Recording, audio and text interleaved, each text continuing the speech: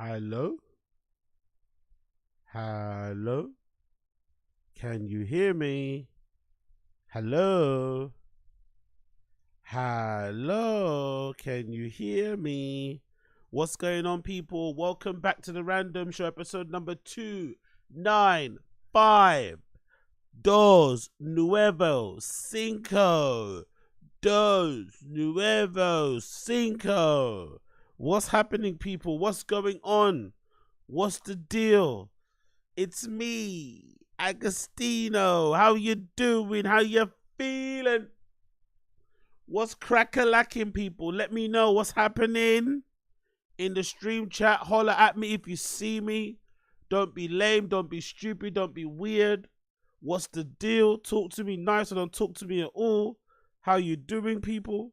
How you doing? How you doing? How you doing? I'm so happy to be here with you today. So happy to be here with you today, as you can tell from the sound of my voice. I've actually lost my voice a little bit. I think it might be a combination of the fucking 10-hour live stream and going out to forward and fold. I think that might be the reason why.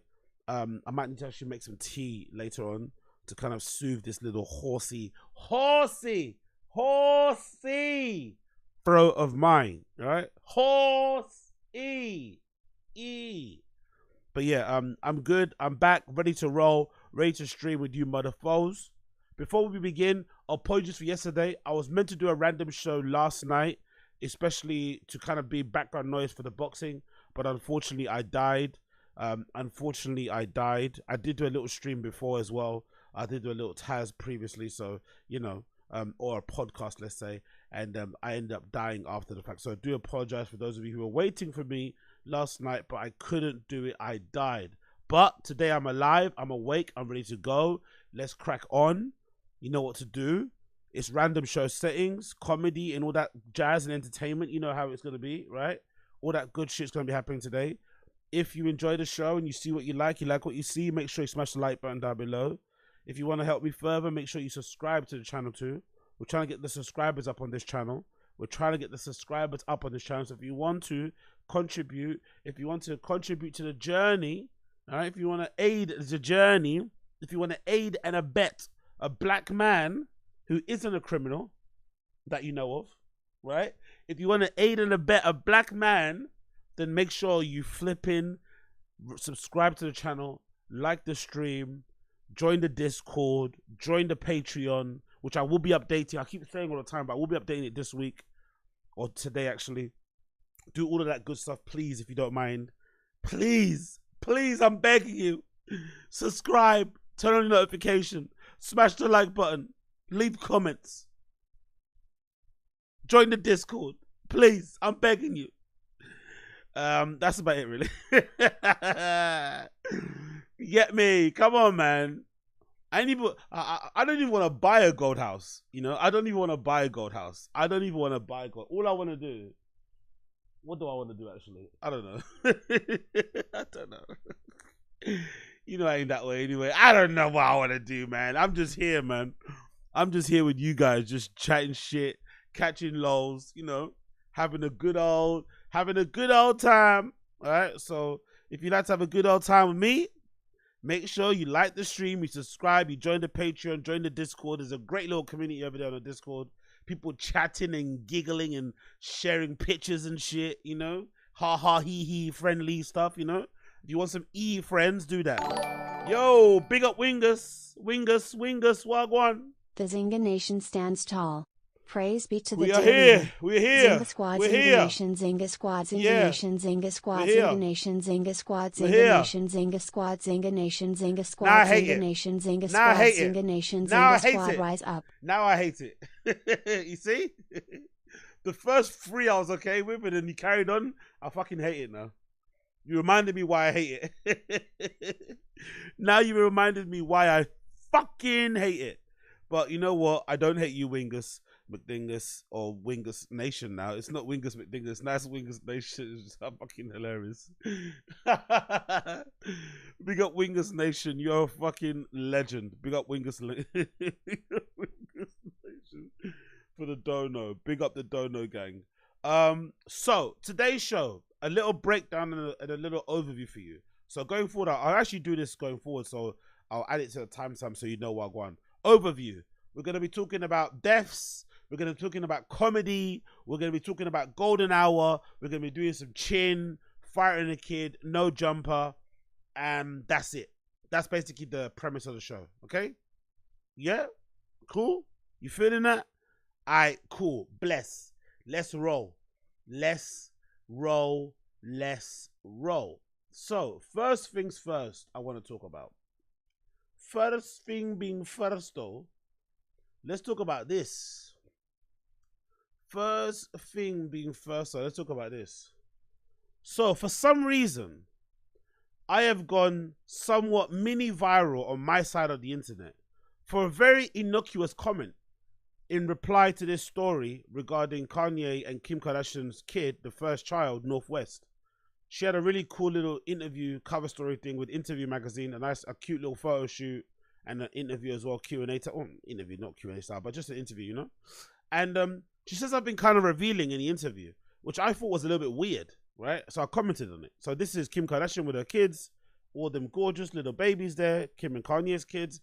And then this is the interview that Northwest, this big girl here, right, did with her mother, Kim Kardashian. The interview goes as follows. Me too. Okay, serious question. How is my cooking? Northwest, you haven't cooked for us in a long time. The last time you cooked was 2 Halloweens ago. Kardashian, what did I make? West, Kim, mac and cheese, Kim Kardashian, and fried chicken and cornbread. I'm a one-trick pony. Is that one meal good? Northwest says it's good. It's just that you're really good at making me cucumbers and salt. Now, that little section of the interview, I thought was hilarious. Mostly for the end, right? Like, Kim Kardashian's best meal that she can make her kids is cucumber slices with salt on it. Like, fucking insane, right? But the beginning of that interview also made my mind, like, boggle a little bit. I was like, what? Northwest says, you haven't cooked for us in a long time. The last time you cooked was 2 Halloweens ago. So I said, on social media, aloud, the last time Kim cooked for her kids was 2 years ago. Lamau. I thought that was an innocuous comment, right? I don't know. I'm a minor person in a social, you know, on that side of the internet. I'm just talking my shit. And look at the views. 300 and nearly 40,000 views. 6,000 likes. And a ton of engagement. And most of it is bad. Most of it is like mums being really like angry that I said that. Because I guess most mums don't like cooking for their children and would rather not do any cooking for their children. And I was like, what? What kind of world are we living in where it's goals to not cook for your kids? So people want to live in a world where mums don't cook, mums don't clean, mums don't look after their children, like nannies and like help and chefs do all that. So what do? They go to private schools, right? They're enrolled in loads of like extracurricular activities. So what do you actually do? Do you speak to them? Or are you like Slow Joe, Brendan Shaw's wife, and you spend most of your time in your bedroom trying on lingerie and bikinis and posting thirst traps online? Is that what you're doing? So while the help is downstairs playing Jenga with your kids, while the help is downstairs helping your kids with their homework, while the help is downstairs watching cartoons with your kids, you know, pouring them a bowl of cereal, making them, I don't know, peanut butter and jelly sandwiches, making them burgers, making them fries, forcing them to eat a salad, playing catch with them outside, teaching them how to ride a bike, you're upstairs in your room, finger banging yourself and trying on some Victoria's Secret lingerie or Skims for your Instagram followers. Honestly, it surprised me. I'm getting a lot of hate. Mums are coming for my neck. They are not having it. Look at this. These are the replies, but I think most of the quotes are the ones where they're getting at me. She's a billionaire. I'm sure they ain't missing no meals. This is probably some like male feminist guy there.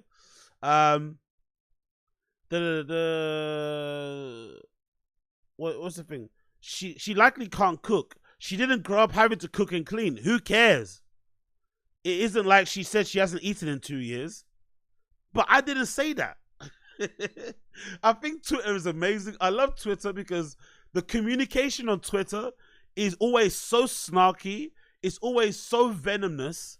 It's always so mean that people kind of just talk past each other. Twitter kind of is like political discourse. People, or debates in general. People don't really like debate the topics at hand and try to argue down people's points and shit or make people understand where they're coming from. They just talk past or talk at each other. Same thing happens on social media. So I said what I said, which is like, she hasn't cooked a meal for her kids in 2 years, based on what she said about 2 Halloweens ago. And this guy's like, oh, what? Well, the kids are eating. I didn't say the kids are starving. I never said that. But this is why I love Twitter. This is why I love toxic social media, because of this type of communication. People are just like losing their minds in the replies and the quotes, because I suggested that maybe it was a little bit weird that the mum of all these really young kids hasn't cooked them a meal in 2 years. Like not even like she, and we're talking about a Halloween meal. She hasn't even made like cereal. She doesn't even have like a special cereal thing that she does for them. Oh yeah, I give them Cheerios, but I sprinkle it with like coconut flakes. It's like my thing with a little bit of honey. I don't know, whatever. Like, because kids have a weird thing where like they tell the truth pretty bluntly without really knowing they're like, you know, exposing their parents. So she said it quite bluntly there. Yeah, no, the last time we cooked was 2 Halloweens ago. Why that kid even remembers that, I don't know. But she was pretty precise with the amount of time that's passed. It's like, what? What are you doing then? Like, what are you doing as a parent? I honestly would love to know. Like, what, I don't know, what, doing TikToks? Is that what child rearing is nowadays? TikToks. You're doing TikTok dances with your kids. That counts. That's bonding. Okay, cool. When does she have time to cook? 4 kids and multiple businesses, going to every event and dating life and hanging out with all the girls. Cooking, dead emoji. So this is the goal in life. To get to a point where you don't do anything. I get not working, right? We all don't want to work. I don't want to work. You don't want to work. Unless you do a job that's fulfilling, no one wants to work. You do it because it pays you money, and the money that you make from that, you can do the things that you enjoy. Cool. But once you don't have to work, you then go and do the stuff you do enjoy, right? And surely part of that enjoyment should be raising your kids. No? I don't know. Parents online are always like, oh my God, when your kids become teenagers, it's awful. I can understand not liking your kids when they're teenagers because they, you know, they have their own personality, they do their own thing. You might just not like them as a person. I understand. But surely the funnest time with your kids is when like under 16. So why wouldn't you want to take an active role during that time? You can kind of take your hands off them and let them do their own thing within reason over 16. But surely under 16, you want to be all over them like a rash because you can't get that time back. But nah, you want to be a multi-millionaire like Kim. Right? You want to you want to basically get paid to exist, paid to be beautiful. You don't have to work a normal job, which allows you time to be at home more. But then when you're at home, you don't want to look after your kids. You want to do what? Be on your phone. Wow. No wonder these kids are... This explains so much about why these kids are always flying around to random locations where Kanye is. I'm like, don't these kids go to school? It makes all the sense now. They don't really like hanging out with their mum. It must be kind of boring. Being in, you know, it's a lovely house, I'm assuming, but everyone's just on their phone.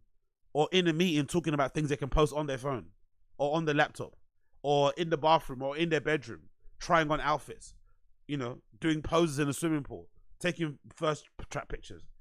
God damn. God damn.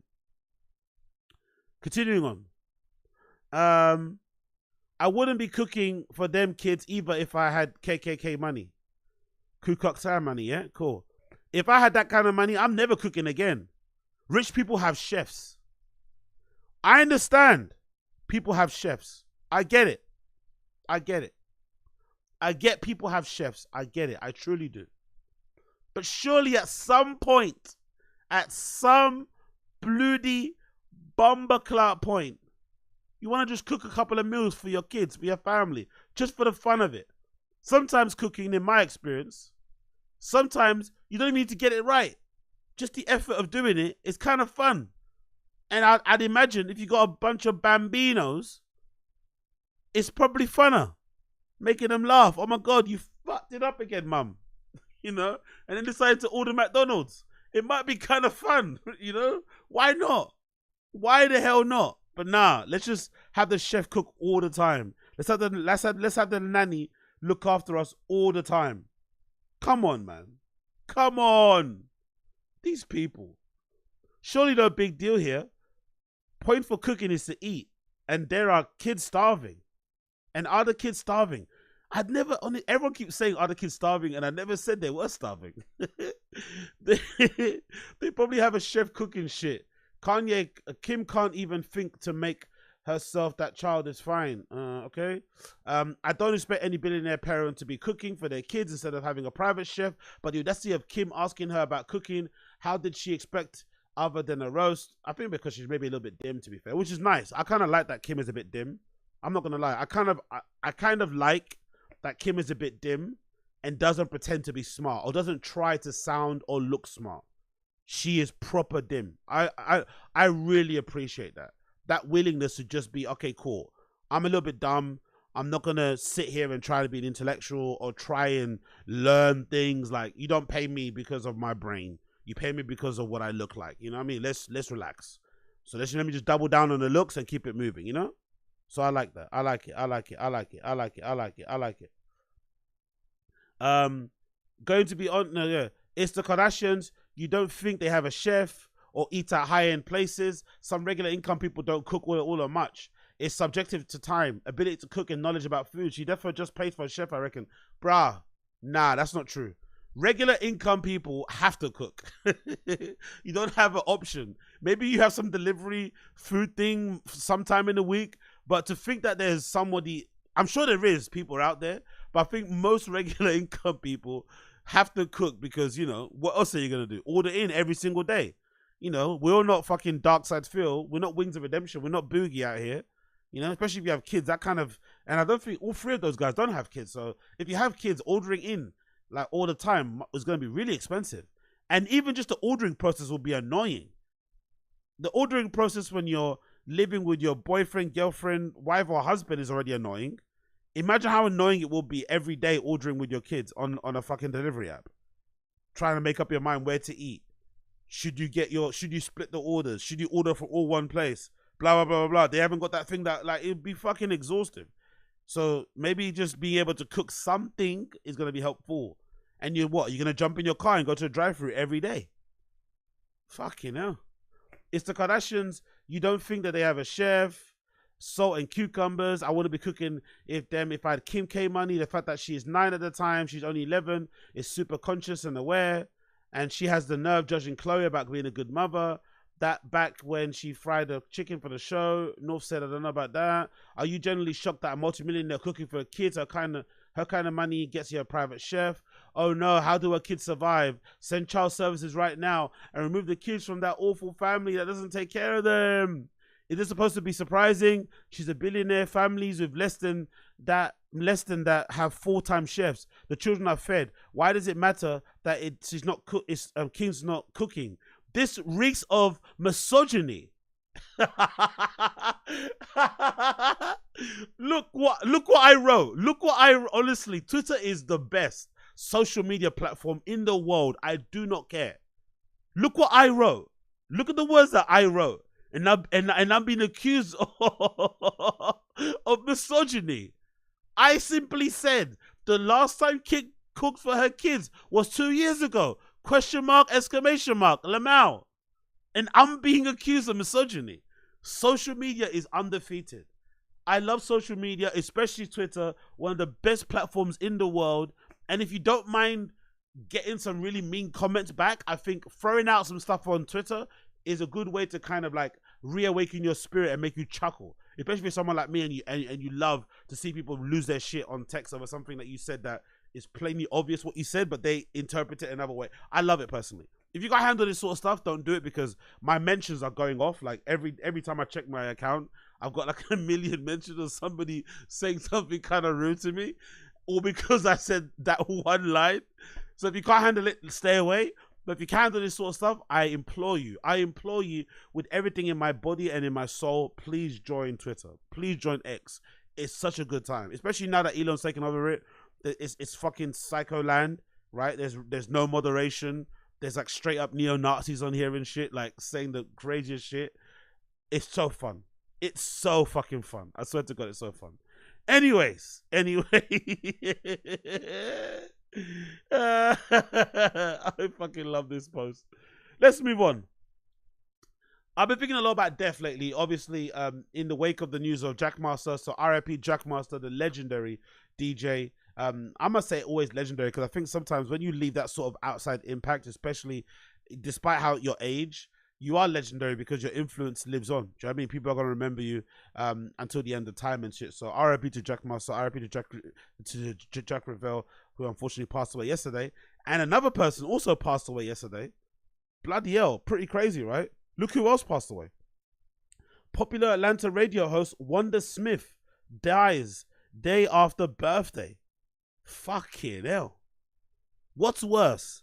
Dying in Ibiza from an injury, an accident, I'm assuming that's what happened to Jackmaster, right? So you're in the place that you want to be. You're in the mecca of fucking DJing and, you know, nightlife and shit. Dying there, or dying the day after your birthday. What's worse? Dying in the event of you trying to chase your dreams or achieve your dreams, you know, doing a job that you love, or dying the day after your birthday. God almighty, bro. RIP to Wanda Smith. And in case you're wondering who Wanda Smith is, this is Wanda Smith. This is how she's remembered, unfortunately. It's not her fault, it just is what it is. RIP to Wanda Smith. But this is unfortunately how she's going to be remembered. How many kids you got, Wanda? I have 3 boys. Excellent. Yes, I do. Aren't boys simple? Aren't boys simple? They can be. They can be. Yeah. Wanda knows she what? She didn't do as much cooking in the latter years as she did in the beginning. Whatever. I cook. I do it all. I didn't say that you didn't. Well, that's right. I did it in the beginning and the middle and the end. What's your favorite thing to cook? Your boys say, yeah. They like for me to. I do a really nice broccoli. They like my broccoli and they love my baked chicken. Hey, right now, look up your phone and see what it takes to make broccoli, and tell me does it say heat up water? That's the only step in broccoli. Heat up water. Simmer. Have you ever heard of burn broccoli? Can you burn broccoli? You can't burn it because it's made in a pot of water. You don't know nothing about. You know what her second meal they love from her? Honestly, Red in the background is the worst. He makes it so much worse. His laughing makes it so much worse. The comedian Red, he makes it so much fucking worse, man. R.I.P. Wanda Smith, honestly. But Cat Williams is also a legend. You're a legend, but he's also a legend. What I do with corn. I like to get it out that can and I put it in there. And then I get a can of water and I put it on there. And then I get some Zatarain's. They don't expect that. I sprinkle Zatarain's on my great corn. cook. Whatever. Yes, ma'am. You good at heating stuff up. You're good at telling us about what's going on in jail. Yes, ma'am, and getting out to tell you. But I'm going to tell you at an arena named Phillips, and you going to tell me at the Atlanta Comedy Theater. Right, true. Tomorrow, be there. All right. Red Grant show, I know I'll be there. Don't miss it. Red Grant, Cat Williams, thank y'all for coming through, man. Yes. And thank you for having me. Thank you. you for coming in. I see why people come to Wanda's show. Yeah. Because Frank Ski puts it down. That's right. Get on out of here with your crazy ass. Uh-huh. Is he crazy? And hurry up and get to the salon. All right, it's the People Station Viewer 3. Your hair is kind of... That joint was. My hair is 19 inches long and I have no perm. You don't? Oops. Oh, that's not a perm. No, it is not. Nice lady. That's natural. Come run one of your gnarled fingers. Come here. While you on air, come so on. they can hear you live. Come on. Come over here. No. That's not how that works. Oh, okay. Well, then stay over there. Don't worry, ain't nobody putting their hands through yours. That's right. They don't have to. I don't want them to. Get on out of here. You okay? You okay? Only one of our hairs moving while we talk. Are you all right this morning? Are you okay? Red Grant, Atlanta Comedy. Tell Wanda to take off them headphones and that wig. And make sure. That wig and that headphones come take together. off them old ass clothes you got on. How about that? Yeah, they're old. Versace, yeah. It doesn't matter. It doesn't matter. It She says said, Versace. I want to apologize to the people at Versace Collection. This is your 2019 summer line that hasn't come out. But you had to open it up and show us it was Versace. I wanted to. No, I didn't have to open it up. These people are on radio. They can't see anything. Yeah, but you opened it up so we could see it. Yes, we see ma'am. it. Well, happy whatever for you. stores for the Black Lane Bryant. That's right. That's right. Very proud. Okay, let's Very play some proud. music real quick if we can. We God. going to a break real quick? Very All right, proud. we going to a break. Shout outs to Forever Oh 21 my Vegas God. Collection. That's right. Shout out. They don't remember me for wilding out, right? I'm not the right one to Jones on. Get this inmate out of here. If you can't get your blood pressure down, you can't call me that. Oh. If your cholesterol is 600, Whatever, little mama. I'm Lil Mama's baby daddy. No, you little Oh mama. my Yes, God. ma'am. And what are you, girl? You probably shouldn't talk about sizes. No, that's You okay. big on the radio. That's Oh! Turn it down. Prison. Yes, ma'am. Prison. I've never been to prison. You have 19 several felonies, times. no convictions. Yeah. Knock it Yeah. off. Prison and jail aren't the same. Oh. No, Okay, no, okay. no. Calm No, down. Calm down. Only one of us has Calm $12 down. worth of jewelry on. Oh. No. That all is $12, available. boo. If you want to, $12. if you Oh my want to have God. Wanda's jewelry, please go to Shay. Citgo Go, or Shay. Quick Come Trip get at Miss any Cat. point. Come get If you Miss buy Cat. 2 packs of Newport 100s, they will give you everything Wanda has on right now for $7.99, and it comes with a free car wash. Won't you come on down?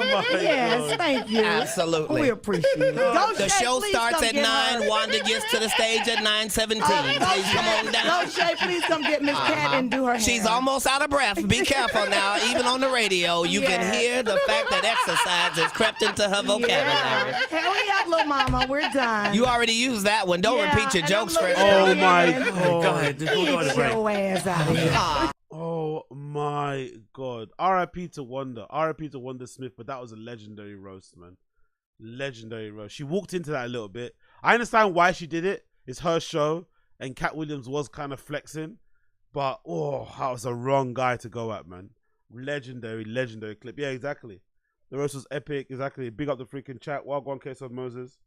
Exactly. Cat is amazing. Exactly. What a legend. Now compare this humor to anything Joe Rogan and his goons have ever said. Exactly, man. Exactly. I was doing the Jackmaster tribute the other day on Taz, and there's a clip in the Origins RA documentary where he bumps into some drunk, homeless, maybe looking Scottish guy in the street. And the Scottish guy starts kind of like roasting, having a joke with Jackmaster. And that guy, random bum in the street, is funnier than anyone I've ever seen on fucking Rogan. Or part of his little cohort of people. Random drunk guy in the street is funnier than all Joe Rogan's friends. I found that so fucking hilarious. So, you know what I mean? If that's to be true, then Cat Williams is like an alien compared to those guys, man. But R.I.P. Wanda Smith.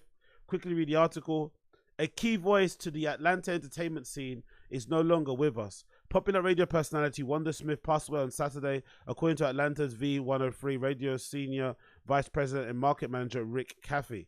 Our hearts are weighing heavier today as we grieve the loss of our beloved Wanda Smith, someone who always made us smile and who was a big part of V103 for years. We extend our deepest prayers and condolences to her family. Smith began co-hosting the Frank and Wanda show for VF1, known as WVEE-FM, in 1998. She held that position for over 2 decades, up until she was ousted in 2019. The Atlanta Constitution-Journal reported her only year off as 2013. She returned in 2014 to co-host alongside Ryan Cameron. Isn't radio a bitch? Isn't radio a fucking bitch? You give a radio station 2 decades of your hard work, probably waking up at ungodly... Yeah, that's a morning show. So she probably is waking up at like 3 a.m. every day, which probably disturbs the rest of your life. But, because you can't go out, you can't do certain things, because you're essentially, on every day, on Monday to Friday, in the morning, for 2 decades, and then they fucking dump you in 2019. Fucking hell, man. Aside from her radio work, Smith was also a notable comedian. Not only was she credited as one of the writers of hit TV series Def Comedy Jam, she was also on BET's Comic View, but for a long time she had a weekly set at Atlanta's Comedy Theatre in Norcross. She also made appearances in several movies, including Tyler Perry's Madea Goes to Jail and Medea's Witness Protection. So look at the titles of Tyler Perry's movies. Medea goes to jail. Medea witness protection. Medea reintegrating back into society. Medea raising family. Medea bringing family together. Medea close to death. Medea recovering. Medea going on the run. Smith is survived by her husband and her 3 children. Yeah, R.I.P. Wanda Smith, man. R.I.P. R.I.P. to Wanda Smith. R.I.P. to Wanda Bloodclot Smith. Alright, cool. Blessed. Moving on. Let's check this out. What's this? Ethan Klein from H3H3 makes Healer and everyone else uncomfortable by talking about their sex life. This should be fun. This shouldn't be cringe. Make sure you turn up your volume wherever you're at now. This should be really fun to listen to. Ethan Klein talking about sex. Let's hear this. But happy anniversary. 12 years. Happy anniversary. Happy 12 years. Happy anniversary. 12 years since my life began. Happy anniversary. It's real. It's true. Happy anniversary. Everything before that's a blur. No, it's not even a blur. It doesn't exist. 12 years. We started our YouTube channel together. We started our family together. The first and only man to ever make you orgasm.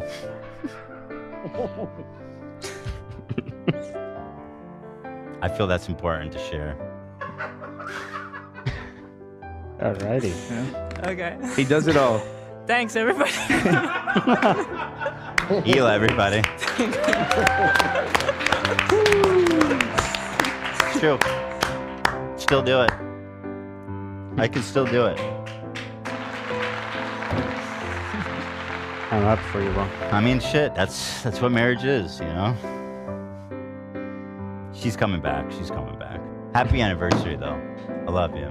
Making a girl come is gay. Oh, sorry. I guess I'm gay. You're so gay. I'm so gay. I'm gonna be gay tonight. I'm gonna be so gay tonight. Oh wait, can we be gay tonight?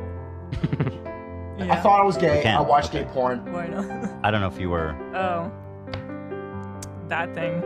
you know, Ovulating. not Super- ovulating. I mean, on your period. Yeah, ovulating is the opposite. In and out. You're gonna have to learn all about this. You know all about this, David. You guys are trying to get pregnant, right? Us? No, absolutely not. I just totally made that up. I totally made that up. Their parents, if Gaby's or Lena's parents are watching, Oh my God. I said that as a joke. I don't have any information. Jesus Christ. That was just a man. pure. No. If you guys are okay with the Curveball. baby in the office, Ian will be holding the baby while we're live. No, Oh I will my watch the God. baby the whole time. So yeah, there you go. You found out that that Ethan can make Healer come, and I'm assuming Healer makes Ethan come. Good to know. Good to know. Good to know. Very, very good show. Great show. Super popular. I get it. You guys rule. Funny, ha ha hee. Anyway, let's continue. Let's fucking continue. Joe Budden telling Ish to his face that he already hired his replacement. Let's see Joe Budden being the best manager and leader and podcast operator the world has ever seen. Let's see Joe Budden doing what he does best, right? Doing what he does best and making his co-host feel considered, feel acknowledged, feel included in decision-making process that goes on that podcast that he also works with, right? It's not just his. He has co-hosts who make the show better because, you know, he can't just do it by himself. But, you know, he acts like he does. But let's see how he treats his fellow co-host. Let's see. I like J-Mo. I like him a lot. Also, let me announce to the audience and everybody here. Jesus Christ. Mark Lamont will be starting sometime soon. The thinking there is to give each of you included, Parks. We got a Park standing too, to give each of y'all a day off, like per month. That's fly, right? Honestly, him just announcing that there's going to be a new co-host on the show on air and not telling these guys in advance and then trying to caveat it with, yeah, I'm doing you guys a favor. I'm bringing this new person in who might challenge for your role, who, if they shine and do well, and if the fans respond well to them, will put me in a position where I have to consider your job. But it's for you. I'm bringing them in to give you a day off. One day per month. 1 day per month can go a long way. That's an extra day to take out your kids, right? To visit your kids, to look after your kids. Maybe an issues, case. To hang out with your wife and shit, or your partner. I'm doing you a favor. But let me just let you guys know in front of the cameras, in front of hundreds, if not millions of people, that I'm hiring somebody new. What is wrong with Joe Budden? Why is he like this? This is the exact same thing that happened with the previous co-host, Rory O'Moore. There was a point where I felt like, before even the Spotify deal went awry, I felt one of the reasons why they kind of, didn't work out in the end was because at one point Joe was like hired by Patreon, like in some sort of like, I think it was ambassadorial role, but it was almost like an equity diversity sort of thing. In the wake of the George Floyd thing and stuff, I think he was hired at Patreon to be like a equity, diversity, inclusivity, whatever guy. And but they made a big deal out of it. He sat down with the Patreon founder. They made a video. They kind of spoke about what he was going to bring to the platform, maybe blah, blah, blah, blah, blah. And he announced it on the show without telling the guys, oh yeah, I got this deal with Patreon. Not we got this deal with Patreon. I have this deal with Patreon. And I think Rory was a bit miffed. More than say much. Rory tried to make it go and be like, oh yeah, I'm really happy for you, man. That's a good role. It sounds it's perfect for you. But they were like thinking in the back of their heads, like, why weren't we spoken to about this before? Why does this only sound like it's something that you are getting? Will this benefit us in any way, shape, or form? What's going on? And in this way, you could tell exactly the same thing here. This is worse probably, because this is somebody new coming in. This is somebody else coming in who also has a very different point of view of things, I think Mark Lamont Hill has been a news person as well, so you'd imagine he's pretty good, in front of a microphone. So there's a possibility he might come on the show and he might do quite well. You never know. It might not just be politics. He might come on there and do other things or speak about other things, not just be a politics guy. And then if the Joe Budden podcast fans respond well to him, you know how Joe is. He's gonna hide behind that and be like, I have to bring him on full time. I have to let one of you guys go. So this for me is foreshadowing some issues, and you can tell already the issues by the body language on the couches. Forget the kid next to Joe because he's new, but look at how Ice, and look at how Queen's Flip are looking and sitting and acting. That says everything you need to know about this decision. Crazy. Why y'all don't look as happy as I thought y'all would? Y'all don't think that's fine? Listen, man. You do that when niggas. What you do? I'm like, nah, so let me ask you. Look at this. So is his contract ending when niggas' contract is ending? What do you mean? That would be unprofessional. Yeah, exactly. Right. Yeah, exactly. That would be unprofessional. And he opens up his laptop to hide his face. To move on the conversation. Exactly. That's such a good question.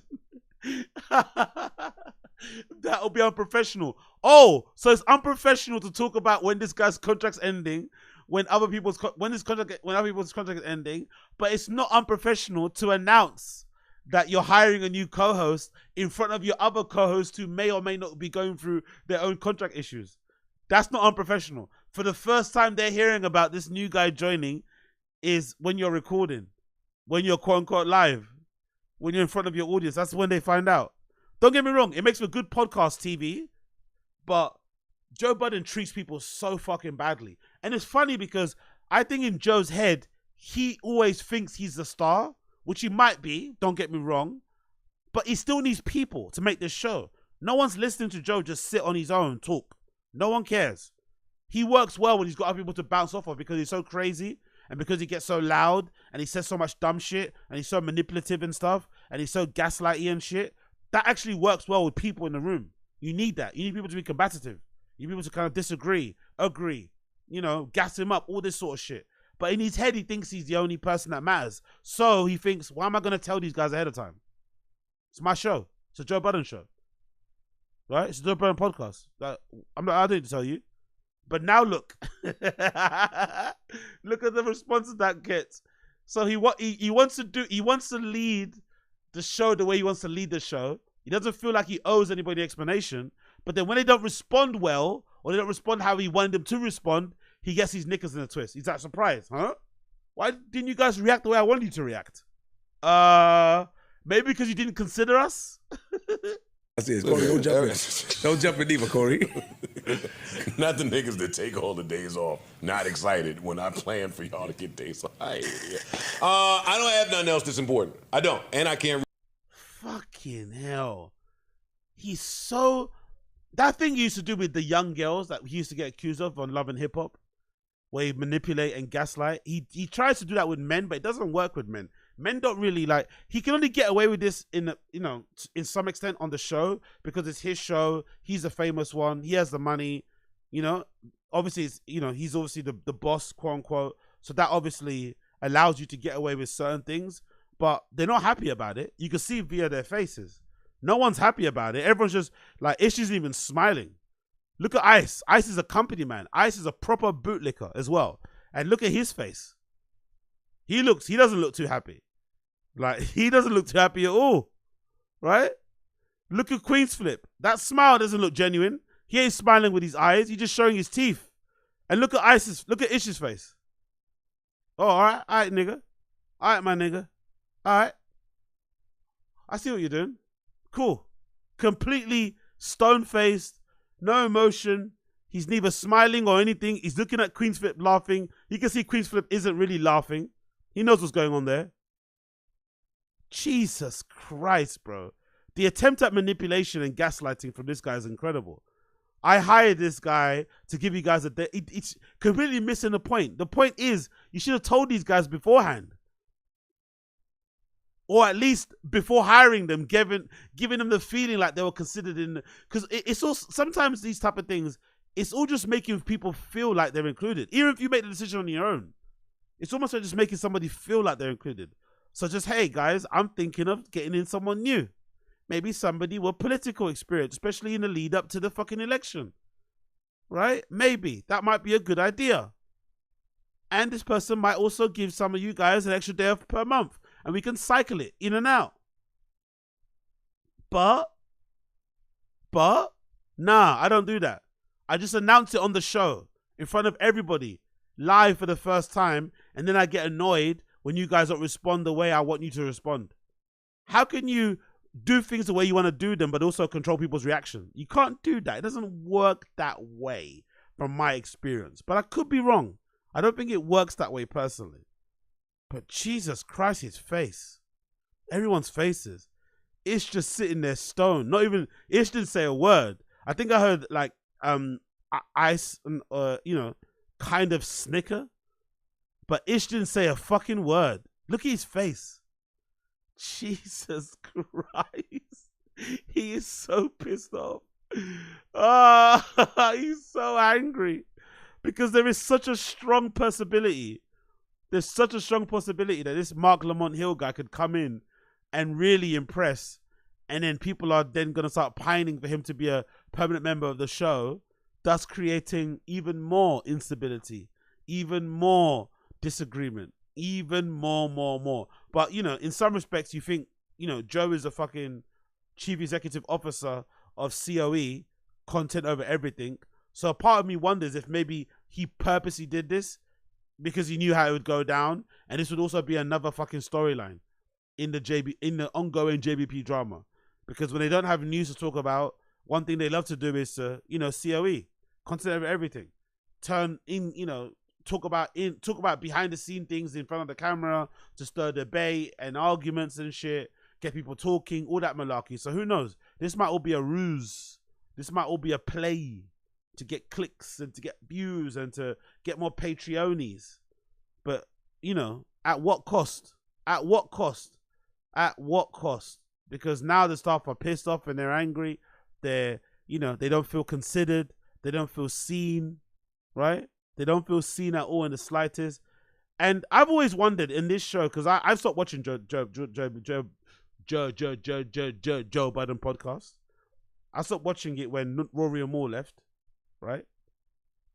So now, the reason why I stopped watching it is obviously because of how the breakup happened. And to be honest as well, to be honest and to be really vulnerable, I stopped watching because I had developed a somewhat parasocial relationship to the podcast, and I actually believed in their friendship. Almost like, when you first watch Entourage, that's how I was with the Joe Budden podcast. I believed they were all friends. That was like, oh my God, I would love it if my friends were like that, and we're all chasing our dreams, right? And trying to make, life better for ourselves, and talk about things that we love, and make our fans laugh and smile and cry and be happy and shit. Go on tour and connect with them and see them and shake hands and kiss babies and stuff, right?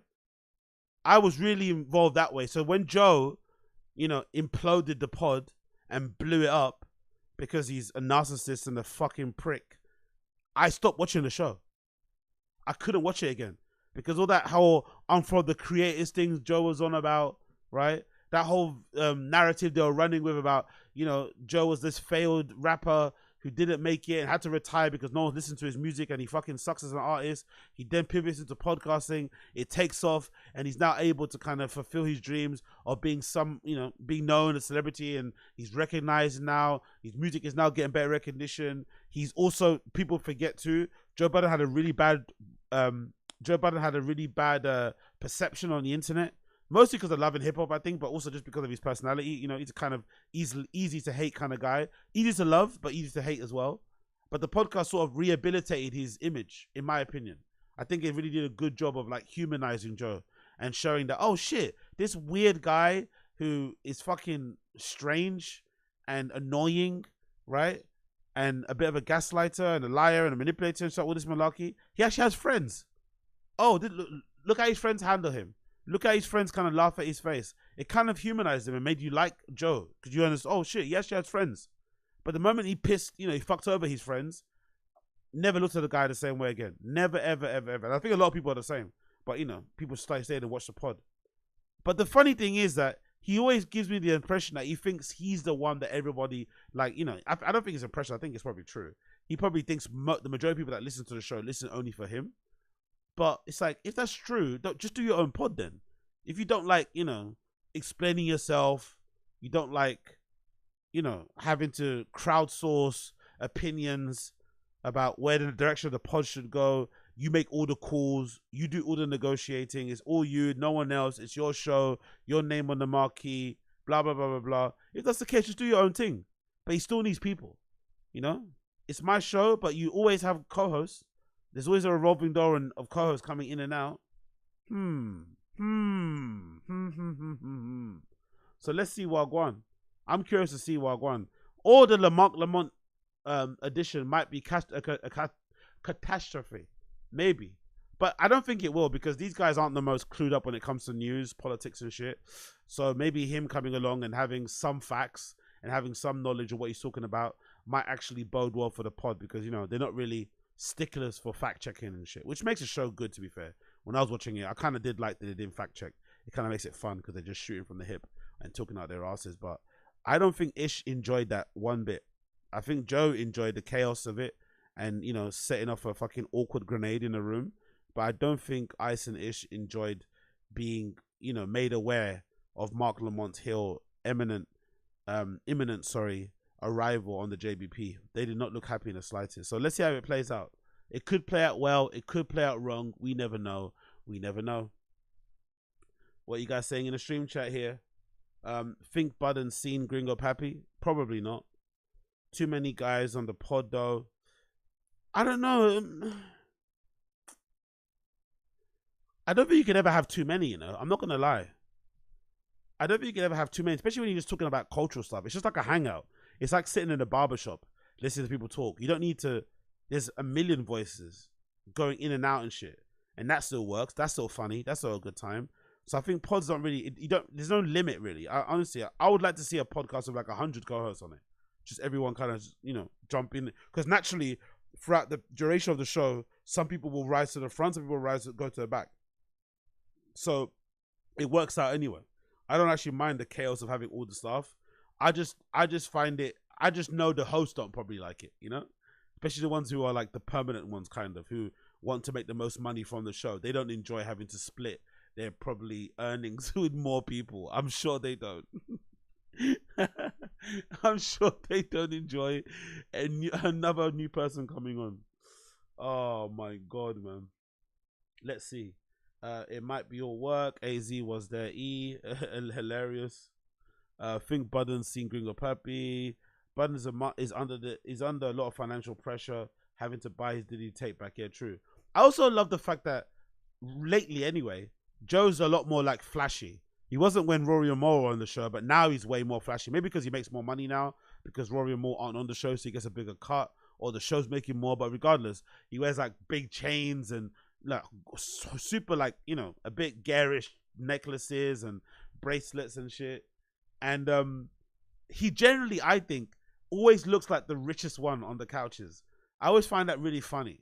How obviously more richer he looks than everybody else based on what he's wearing and how much he's shining and shit. It's like it's the disparity in like income or in earnings, sorry, on this show is really funny. It really is, because it just reminds you of like, oh, this is why you had that issue with Rory and Moore, because they wanted a hold of the accounting so they could be more aware or more, you know, knowledgeable of what the pod was earning, so they could better negotiate what they would want for their earnings. But Joe didn't want that. He doesn't want anyone to know exactly how much the pod makes. That's his business and his business only. You get what I give you, and that's it. Even though you contribute to the show, even though you're a fabric of the show, even though without you the show wouldn't be what it is. Nope. And if you want to leave, I'll get someone else in. Which I think is funny, by the way, because, you know, you're the guy that thinks it's your show and it's your show only, but you always need co-hosts. But you don't like treat them like partners. You don't include them in decisions. You just tell them when the show is playing live. Honestly, I fucking love it, man. Honestly, the chaos of it is so fucking impressive. I love it. Yo. Oh, honestly. Anyway, continuing on. Before we go into Chin, look at this. Look at this. I love this clip, man. I fucking love this clip. Big up people in America, around the world, who have no problem freaking out at an airport and potentially getting themselves banned from a particular airline or the airport overall, or just going to jail that day. Like, big up those people, because I don't have the balls to do this ever. I'm so worried about missing my flight. I get to the airport 4 hours in advance. When I'm at the airport, charging my phone, on my phone, browsing the internet. I'm constantly checking my bag and pockets for my passport every 10 minutes, if not 5 minutes. I'm constantly checking the screens for the departure. Even though I know what the departure time is and where the gate is, I'm still constantly checking it. I'm so anxious, you know what I mean, when I'm in there. I don't have time to be like arguing and fighting and whatever else and risking not getting on my flight just for shits and giggles. But some people do. Look at this. Look at this woman like evading capture from the police at the airport. Fucking hilarious.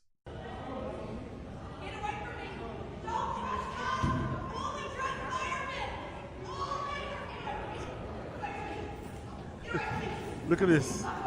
Get away from me. Look at the dodge. Boom, boom. Good hustle. Boom. He falls. Right away. She runs around to back end, underneath again. Wow. Pretty good. Pretty good moves. Exactly. Good, decent footwork. Exactly. Oh, the black guy fell over so badly. They eventually get her anyway. But the black guy, oh my God, bro. He ate that. He ate that so hard. Look at how flat he is on the floor. Look at how flat he is on the floor. Please. Look at how flat that police officer is on the floor. Look at him. Look at him. Look at how flat he is on the floor. One more time, please. One more time. That police officer, absolute horror show. Absolute horror show. Look at this.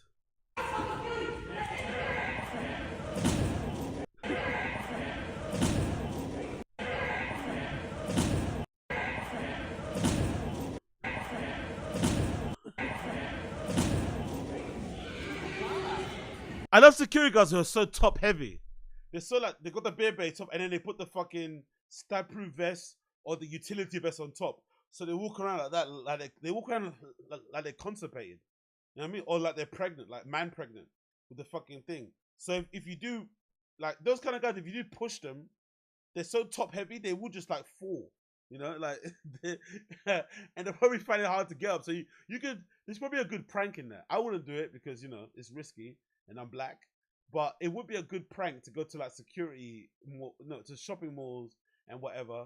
And you know, those proper like security guards that take their job way too seriously and they dress up like fucking Rambo, to like go next to them and just push them by their shoulder or something and see them topple over and then run away. You know what I mean? That would be a really good prank because it will take them ages to get up and they can't run anyway, so they're not going to catch you, you know? But fucking hell, it's so fucking funny how you drop there.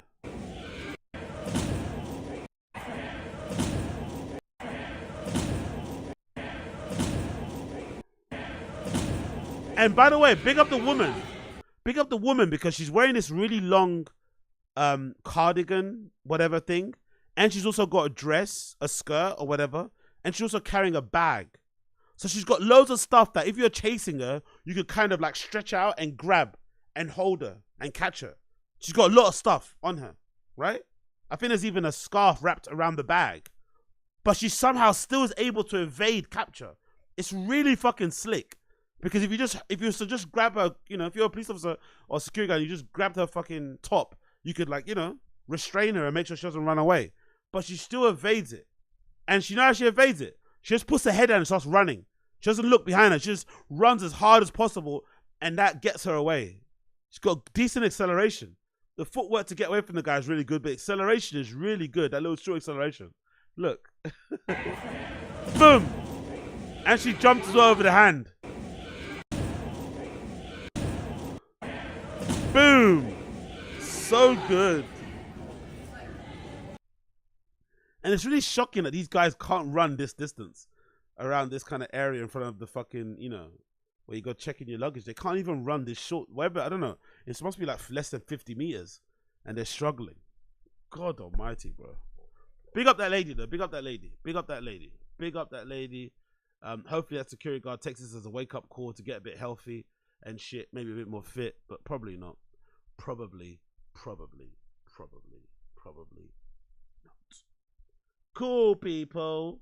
Let's move on. Let's do the chin. Let's do the chin thing. There's a new chin video.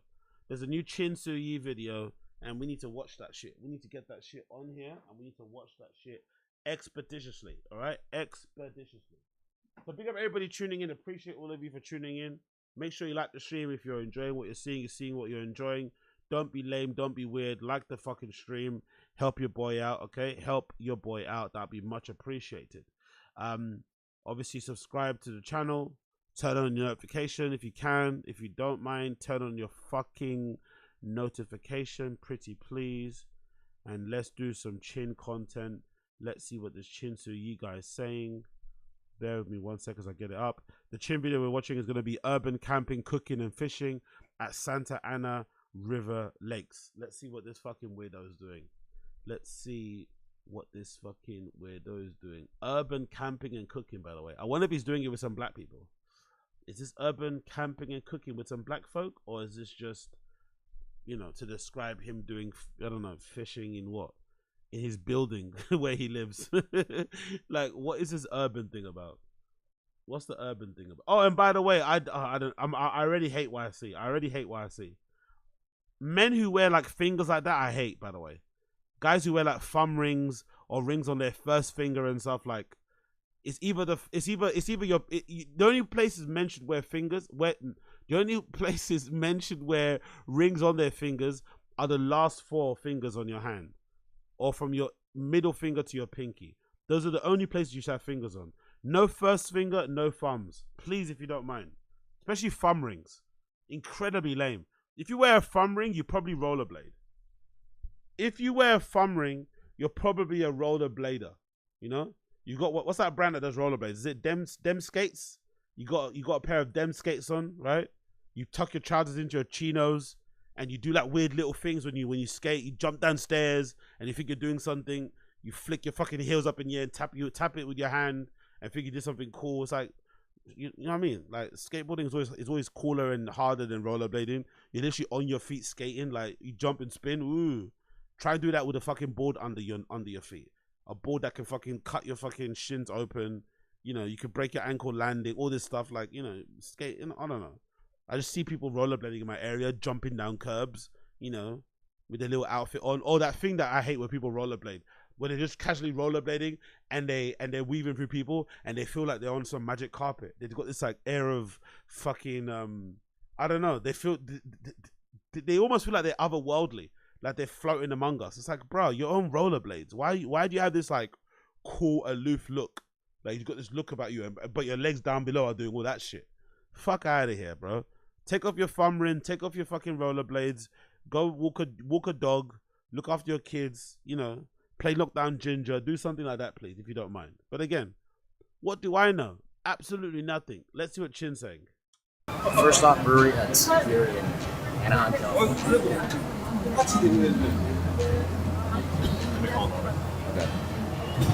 Hey, Norman. We were out here for a good 5-ish minutes, 7 minutes, and now we're starting to move into the parking lot for Santa Ana River Lakes. All right, it is 5:44, and we are still in line, but very close. By the way, I love that Chin texts while he drives this too. Even though he's got his friend next to him, you can do it for him. I love that Chin's in the group chat, right? Look at Chin in the group chat, texting while he's driving. Absolutely love that. He had a drink. He's texting while he's driving. Fucking lovely. Absolutely love it. Love the responsibility from Chin there. Love it. Love the consideration for his fellow drivers. Fucking love it. Fucking love it. Parking lot for Santa Ana River Lakes. All right, it is 5:44, and we are still in line, but very close to the front. It'll probably be another 5 minutes, hopefully, to get to the front, pay, and then find a spot. All right, we are in, but dang, spots are already being grabbed up. All right, we have arrived. So should we have a car going there or no? So I wonder if I should park there then. Put your pole up. I know what you're thinking. Hey, Chin, what beautiful. I was trying to do an intro, but Eric walked into my shot. Honestly, this urban camping thing where he's talking about, I don't know what urban camping means, but regardless, or maybe it means it's not, what you call it? It's not like a natural lake or something. Maybe that's what it means because it's inland or something, right? I don't know. Who knows? Whatever urban camping means, it still looks pretty good, still pristine. You're out in nature, quote unquote. Getting some fresh air, right? Listening to the water and shit, fishing, doing your thing. There's still a reason for this stuff. The reason for this stuff is just to sit and enjoy yourself on the outdoors. I don't see anyone else, from what I can do a quick glance over here, there's no one else in this frame who has a tripod, right? Who has a fucking tripod on the top of it. You can see the shadow, the tripod on top of his car. You can see where his camera is there. No one else has a tripod and a camera recording their every single move while they vlog and document this thing that can just enjoy it by themselves. No one else is doing it. Everyone's just enjoying being out in nature, you know? So it's like, you know, it might be a shitty thing that he's doing, but it's still pretty, the reason why you're doing it is to kind of, you know, disconnect. But Chin, disconnect, it's not in his vocabulary. Gorgeous. You son of a... Naturally. Do it again. As I was saying, what... Yeah, you should do it again. There's nothing more annoying. The only thing more annoying than having a friend that wants to make content while you're out is having a friend that thinks you should be considerate and thinking about them making content when you walk past the car to go get something or whatever. Get fucked, bro. You can make your content. Go make your content, but I'm not going to like change how I'm fucking navigating or walking or doing my thing because you're making fucking content. It's already annoying what you're doing. You're not going to impact my life that much, motherfucker. You son of a... Don't laugh, son. Well, this here is Santa Ana River Lakes. We are in between two different freeways. I lost the audio to my wireless microphone, hence the terrible audio. So why are you including this? Why do we need to watch this? If the audio is so terrible, you could have at least just did it without the voice or just cut it off now, had it just playing and showing, oh, he interrupted me again as a little cut and then just continue going without this audio. We don't need to hear this audio.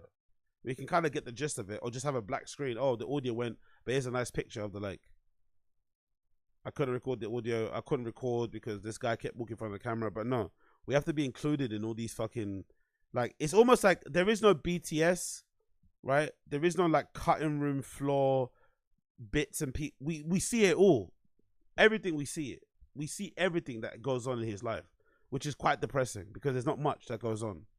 The 91, 55 or something like that. But yeah, so basically this is like, if you were to take a park, dig a hole in it, there's no natural structures as far as I know, and just dump a bunch of fish in there, at least. Thankfully, my camera was able to capture some of it. Okay, cool. Good to know. We're happy your camera was able to capture some of it. That's what they say they do. That's where we're at right now. But you know what? If you have that itch to... A big up old man Tiba. AZ, mic audio volume too low. Is it too low now or is it okay? Let me know. Is it too low now or is it okay? It's quite high now. Is it too low? Is it too low now or is it okay? Let me know if it's okay or too low. Okay or too low. Let me know. Let me know. Fishing and camping, they actually allow you to go camping here, so it's just like, it's just scratching that little itch. It'll fill that little spot. You know what I'm saying? Do you know what I'm saying? Get out of my shot, bro. So, yo, big up Ayumi Love. Can anyone tell me who Chin is? Chin is the podcast producer of The Fighter and the Kid. He is a member of the Fighter and the Kid army. He is one of Brendan Schaub's colleagues, Brendan Schaub's employee, a partner in Thick Boy, Brendan Schaub's overarching production, you know, whatever company he has going on there. And Chin also has his own vlog, has his own channel on YouTube where he posts, he has his own channel on YouTube where he does these vlogs of his expeditions during the weekend and stuff, and during the week. He shows us behind the scenes what goes on The Fighter and the Kid, a day in the life of a producer, setting up the studio, tearing down the studio, doing the show, uploading it, all that malarkey. And then on some days he does vlogs like these where he shows us what he does when he's not working. And he's out fishing or burying bodies in the sea of women that he may or may not have raped. I don't know. You know, that's all I know. And he also likes wearing really, really short shorts. He must own like 1 million khaki short shorts because he likes to show off his tattoos on his legs. So he doesn't really like to wear trousers. He also doesn't look like he shampoos or conditions his hair at all. And he also kind of looks, his body looks like a body of a 35-year-old, but he's got the face of a 65-year-old, which is weird too. I always kind of, I don't really know why that is. Maybe it's just his genetics or something, but it's strange how his face is aged more than his body. I don't know. Maybe I'm in the wrong there. But regardless, he's a fucking legend. Here we are. We're gonna do a catch and cook. Believe you me, we're gonna do a catch and cook. They dumped catfish and tilapia and trout in here, so we're gonna try to catch something. Please let us catch something. Please. This right here is what we call the calm before the storm, before the fishing storm. Everyone's just snacking up, getting ready to grub. I wonder if he'll cook. I wonder if he's gonna cook. I wonder if this is the trip where Chin's friends will let him cook. I don't think they will, but I wonder if this is the one where he'll actually get to cook, or he'll just be sitting down and just eating. They kind of treat him like the BITCH a little bit, innit? He doesn't look like he even sets up the plates. He just sits there and they hand him food, you know? Chin getting slimed out during these urban camping cooks. I fucking love it. I need to grab a snack too because I'm emaciated. This is how we fuel up before fishing. Isn't that right, Norman? Real quick, right here. Throw one. Why is that camera so close to his friend's face? Is that meant to be like a joke? I'm assuming, right? But you have to put that camera that close to your friend when he's eating, or is that like a tism thing? That inability to like gauge like distance and give people space. Like, look how close he is to his friend, or maybe it's a lens. Look where his friend's head is. It's like next to his crotch. Like, bruh, I'm eating and trying to look at the fucking sea and having a drink. Can you maybe back up a bit? Could you back up a slight bit, please? Just back up a tiny bit. Why is your crotch? Why are your tiny khaki chino shorts right in my face like this? Why can I smell the urine from the khaki on your shorts? Because you're probably one of the type of guys that doesn't shake and shit. So you just put your pee straight into your pants, you zip up, and you probably got all this debris, all this leftover fucking urine fucking, crust and stains all over the inside of your khaki so I can smell it coming through because you're so close to me and I'm eating some Dorito chips and dipping them in hummus and stuff. Could you back up a little bit? Could you back up slightly? This is how we fuel up before fishing. Isn't that right, Norman? Real quick, right here. Throw one. Oh, there's the fish already, see? Peter got us some banh mi. I'm not gonna go ahead and do what I normally do with these banh mi sandwiches because I've done it so many times. What are you gonna do? Let's guess what he's gonna do. Is he gonna open it and gut out the insides? Is he gonna take off one half of it to limit the carbs? What's he gonna do? Is he gonna do something dumb? Is he gonna open it and put chips in it or something? Is he gonna cover it in alioli? What's he gonna do? What's this freak gonna do? Before I'm just gonna gut it out and keep the skin of the bread. Of course. Of course. He's gonna take this perfectly well-made banh mi and not just enjoy it the way it's made with all this nice protein and vegetables and sauces and shit. He's gonna open it up and he's gonna gut the inside of the banh mi bread to take out all the fucking dough because he thinks that's the harmful side of eating bread. If you just eat crust, it's perfectly fine. But if you take out the dough, you're basically limiting the carbs. But it's like, bruh, just eat the fucking banh mi or don't eat it. But gutting the thing, like one banh mi isn't gonna make you look like Lizzo, bro. Relax. It's not that deep. Wrap it around and enjoy. Look how much carbohydrates I removed. Oh my God.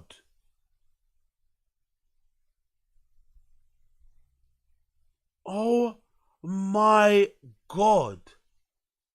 Look at what he done to that lovely sandwich. Oh my God. Look at that. He's turned it into a murder scene, bro. He's turned it into an outright murder scene. He has decapitated, decimated, destroyed that fucking banh mi. Like, why are you doing that? Like, I don't get people, right? The only thing that I do with food is I reheat. Like, if I order food and it comes a bit cold for me, for my liking, because I'm a little bit weird, I like myself to be hot, I'll reheat it. But I'll just reheat it the way it is. I'm not going to open it up and start deconstructing it like some people do and reheat that bit. It's like, no, I don't want to make this. I order this because I don't want to cook. I order because I just want to put something in my mouth. Pause. Or no diddy. Right? I want to put something in my mouth. So I just order the thing. So if it comes in and it's a bit cold, cool. I'll just stick it in the microwave or stick it in the oven. But I'll just stick it in there as is. I'm not going to fucking deconstruct it and put it together again. No. But this guy is absolutely... Because if I'm not mistaken, don't banh mi's. The banh mi bread, you're not meant to cut it all the way through. You kind of like open the baguette like that. And then you stuff it and stuff. So he's having to really split the whole thing open. And kind of ruining it, basically. Because we know he can't cook. So he's definitely the type of person who's such a bad cook. He can take something well made and then fuck it up because he's trying to do his own thing. God almighty. How much carbohydrates I removed. I'm not even eating this side. I'm just gonna eat this and wrap it skin around this. And this is what I end up with. 2 gorgeous pieces of banh mi.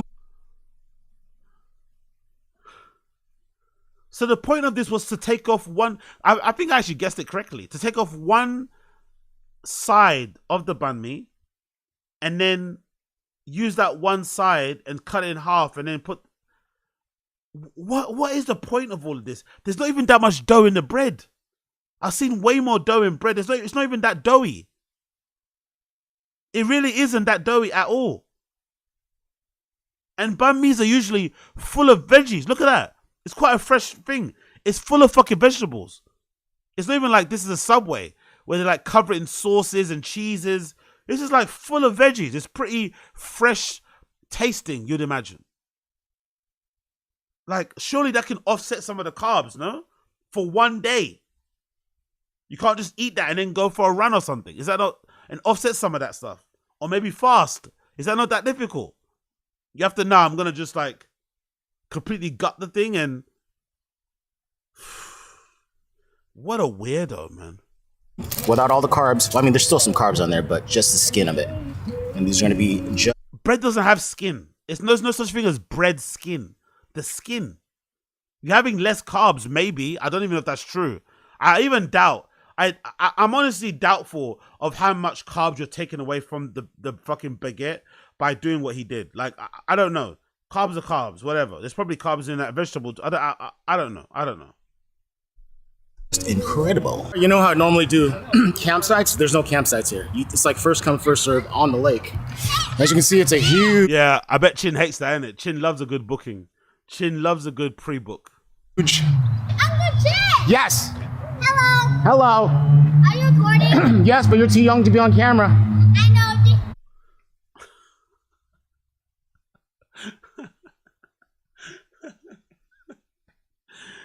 Uncle Chin, are you recording? Even the kids know you're a recording dork. I'm too young. You're too young to be on camera. So if you're hanging out with your friends and they're bringing their kids, why don't you just not bring your camera then? If this is the case, which is, you know, a smart thing to do. Why not just not bring your camera when their kids are around, just to make it comfortable for everybody? So the kids don't have to play over there away from the adults because you're recording your vlog. Everyone has to kind of be conscious of your camera. Or you have to hide it like you're fucking, you know, like your mum walked in watching you, you know, wank or something. It's not that deep. Surely the easier thing to do is just not to bring your camera. Fucking no. Everyone's involved. Like, I also hate that everyone involved thing. Everyone has to be aware and involved in what you're doing. People know you're recording. People know when you're vlogging. People know that you got your camera. Like, everyone has to be aware of you and what you're doing. Like, oh yeah, exhausting. So here we are. Hey, we're gonna go down here because you can't see the kids. No, blur us. It's more creepy that he keeps saying it the way he's saying it and running away, as if like if he stays near them, he can't control himself or people can't control him. Like what? Like this says a lot more about you, your fan base. Like just don't include this bit in the clip anyway. Why did this make the edit? Why did this bit make the edit anyway? And he's like speed walking away from the kid now because he doesn't want to record it, and the kid's just being a kid and chasing him. So you got this scene where a kid's chasing a man with a camera.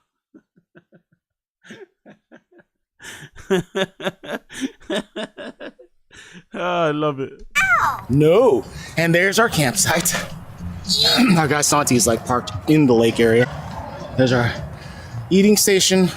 There's my giant tent. Of course.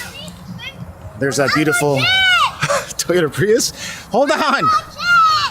There's our buddy Norman's tent. Look at everybody else's tent, and look at Chin's tent. Like Chin's tent might be bigger on the inside than his car.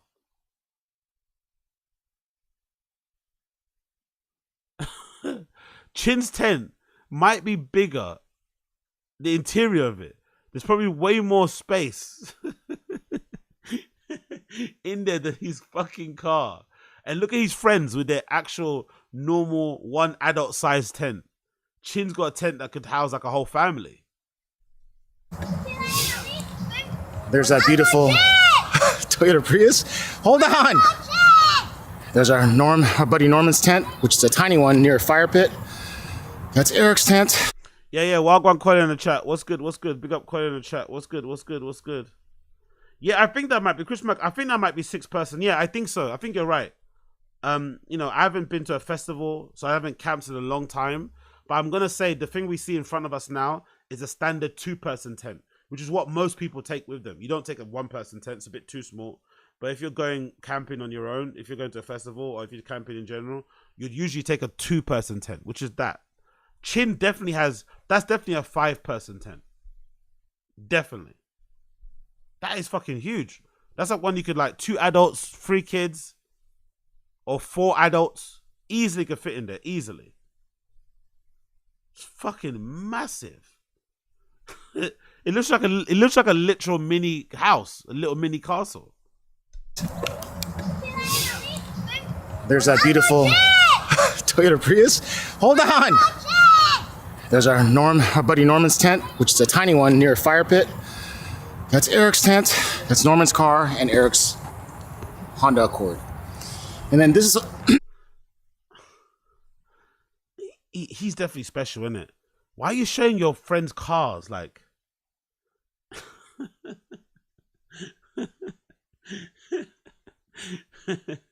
This is my friend's Eddie's social security number.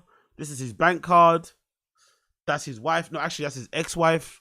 That's his brother. No, brother's now the sister. It's like, what? Why are all these private people who aren't recording vlogs? Why do they information needs to be all blasted on your vlog like this? Oh, I love this guy, man. He's so weird. Our entire section here, all the way here to where Santi's Jeep is at. All right. Now, all we got to do is catch a fish, and I'll do a catch and cook.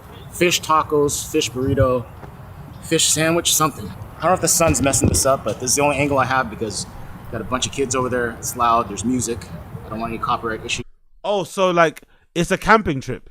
You don't want to hang out with your friends at a camping trip, but you'd rather put the tripod in your car and just talk to yourself. I also don't think he understands social cues. I bet you they've made it known that they don't like it and they want him to just hang out with them, but he doesn't get it. So they, like real friends, they just can't be bothered. Okay, cool. Let's just let him do his thing. As long as he's here, who gives a fuck, you know?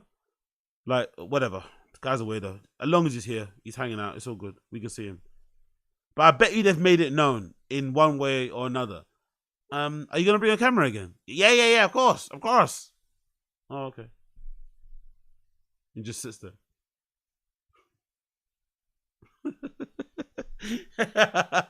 He doesn't understand that question isn't a question. It's more so a request wrapped up in a question, right?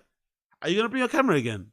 It's them saying, hey, would you mind not bringing your camera this time, please? Because the last 17 times I felt kind of uncomfortable, or I just want to spend time with my friend, Chin, and not spend time with him through the lens of a camera. Is that possible, please? But why? In my camera? In my home media? My producers want different work. It's for my CV. It's for my portfolio. Okay. So here we go. Here's a bite. Oh no! Dropped a bunch. Hold on. You're saying you dropped some of that filling that was meant for one whole baguette in one half of a baguette? Who would have known? Who would have known the filling that could fill one baguette would maybe overflow if you put it in one half of a baguette? I would have never known. Now we just started, man. We just started, MK. We just started. Usually, yeah, Chin at the end, but we just started, actually. We're flipping the narrative on this show. We're doing the beginning at the end and the end at the beginning. So make sure either end that you join the show, you like the stream, you subscribe to the channel, you turn for your notification bell, you join the Patreon, you join the Discord, and you leave comments. Do all those things if you like the beginning at the end of the end of the beginning. Okay, cool. Bless her. This is called Vietnamese THH sandwiches and coffee. I'll ask Peter what the name is of the actual restaurant, and I'll leave it below. It's literally called THH sandwiches. It'll be fresh ingredients that I keep dropping, but yeah, very delicious. All right, Carol. He's like a baby, isn't it? How hard is it not to drop stuff in your sandwich? How hard is it just to eat and not drop everything everywhere around you? He's like a fucking child, like a literal child. No wonder the kids like him so much. He's one of them. We have some oysters here on the grill as well. I'm gonna give it a shot. Nice. And then whatever hot sauce you want, and then you put the salsa in there. Nah. Chin doesn't. Chin ain't making no oysters. Chin can barely make fucking probably spaghetti. You can't prepare oysters properly. Keep it straight up raw.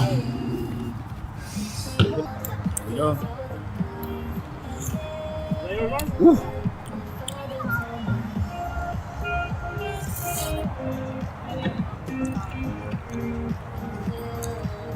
Very good.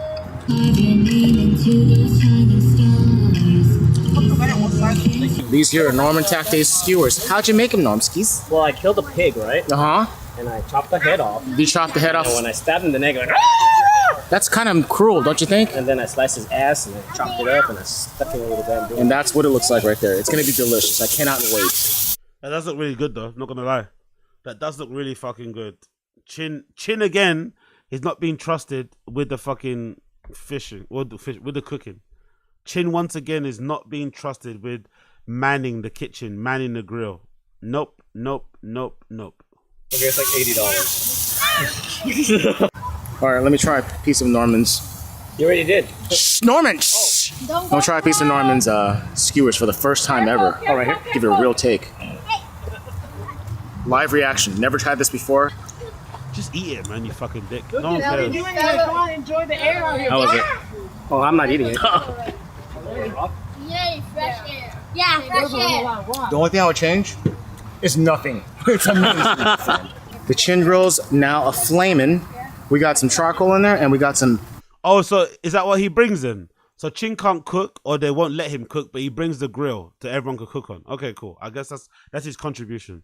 So he doesn't just sit there like a child waiting to be served. He does actually contribute. Okay, that's good to see. Nice cedar. Is that cedar? Maple soaked cedar or something like that? Cedar cyanide. Cedar cyanide, like Brendan said, hey? Cedar cyanide. It's actually birch. It actually burns a little bit. Oh, birch, yeah, birch. Yeah. Okay, there we go. Just kidding. This is actually firewood I put in there, but mix it with the charcoal. That's from a pellet? Not from a pellet. If you look at the grains, you can probably tell it's aged about approximately 15 years. Or 15 days. Either way, you know, it's delicious. It's gonna be delicious, yeah. Who's counting? Yeah. Time to go rig up and fish. Honestly, bro. Honestly. Stuff like this is embarrassing to do on your own. I've done this before myself. Stuff like this is embarrassing to do on your own. I've done this myself, right? Stuff like this is embarrassing to do on your own. Setting up your camera to vlog like this is really embarrassing by yourself. I've done it many a times. You set up the camera, you walk, you set up again, you walk back, you walk again. Like, it's fucking embarrassing. Imagine doing that in front of your friends with a headlamp on turned to full brightness. Could you imagine how embarrassed? Like, he probably just has really nice friends. My friends will be ripping into me. You'd be fucking getting ripped into. Like, the moment you try to put on a headlamp, a headband lamp, you'd be like, what the fuck? What? Before you even switched it on, the mere fact that you're putting an elasticated band with a fucking light bulb at the front on your head, people would say something immediately. You wouldn't even get a chance to record and set up your camera. But this guy not only walked to the beat, put his camera down there, press record, walked back, turned the lamp on, and then walked around the car and towards the camera, like in front of his friends. Wow, man. Not being self-aware is actually a fucking cheat code, I swear to God. Because you could do content like this ad nauseum and not be embarrassed at all and not feel cringed out about yourself. You know what I mean? And I'm not being sarcastic.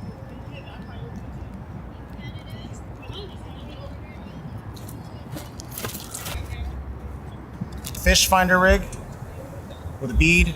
I'm gonna put on a pyramid sinker, 2 ounce. That's Norman in the background. Size 2 hook, and I have raw shrimp as bait. I have about a 3.5 foot leader, so there's my shrimp. I'm gonna leave one line out with magic thread when I go to sleep, but for this one, I'm gonna cast it out without magic thread and see how it holds up. All right, let's cast. I've seen a lot of them in mid.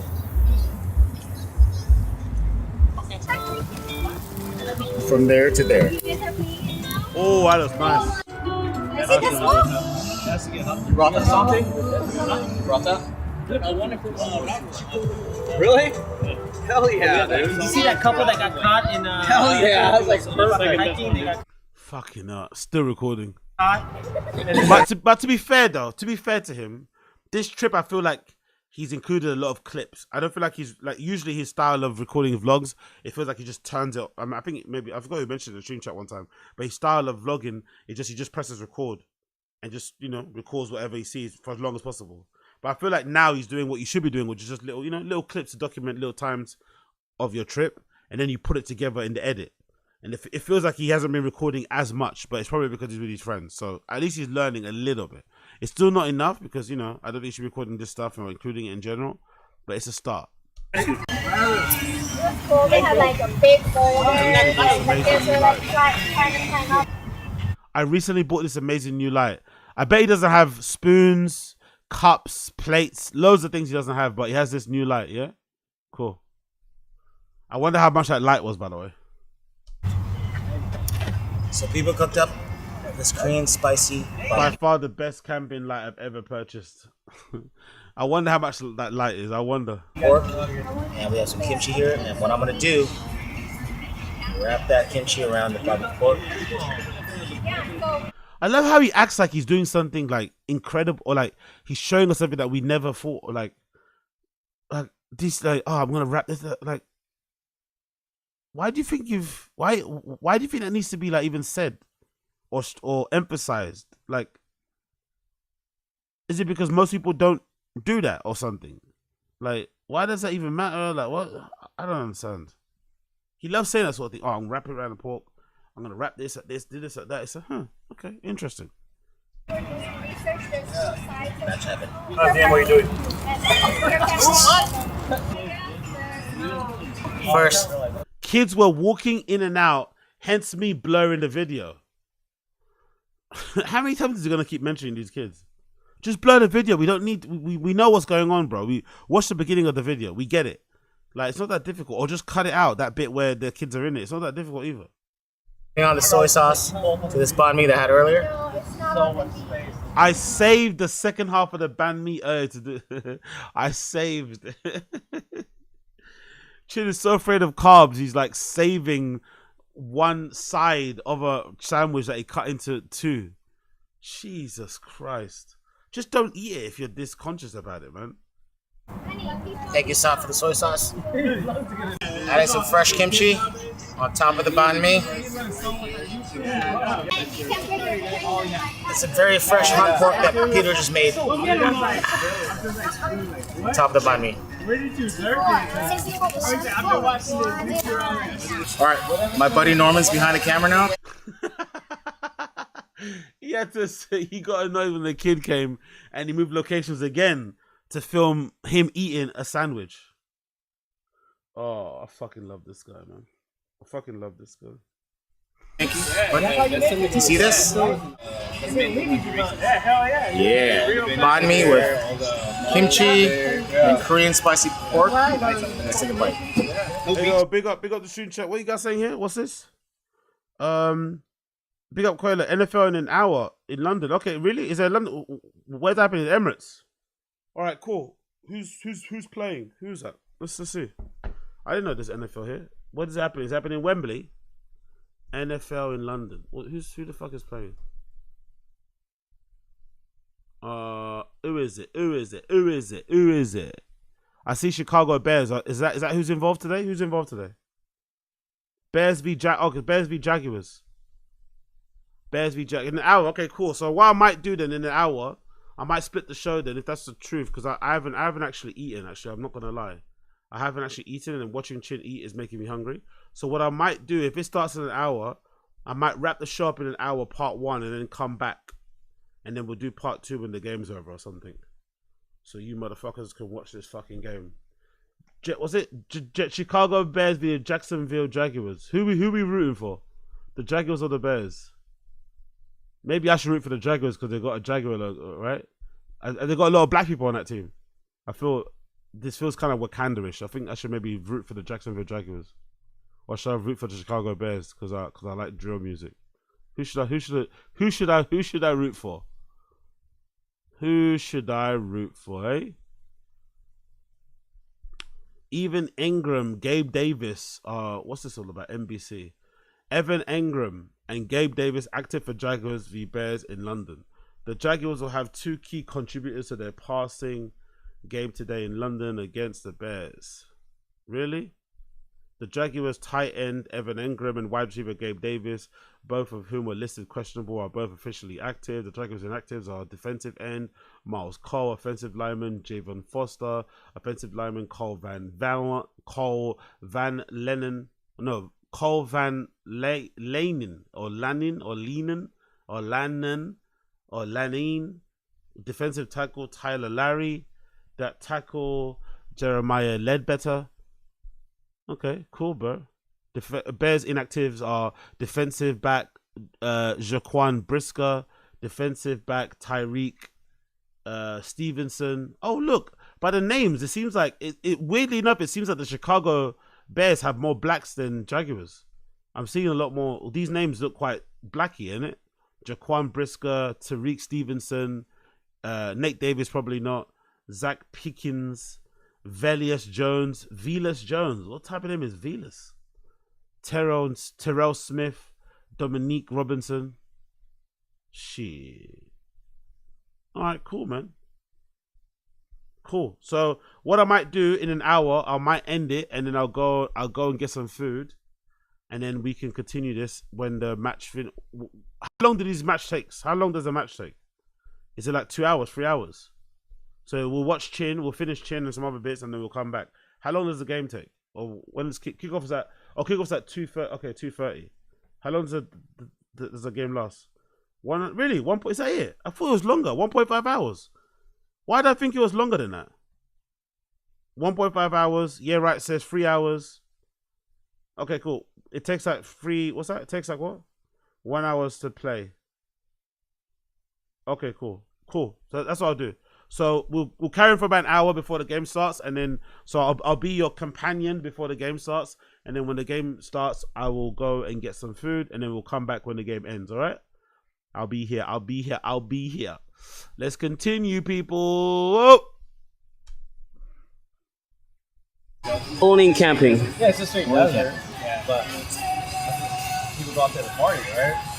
Hang out. I mean, my cousin rolled up there one time, and like, this is where all the Instagrammers and you see them like, yeah. It's good, isn't it? Huh? It's tasty. Incredible.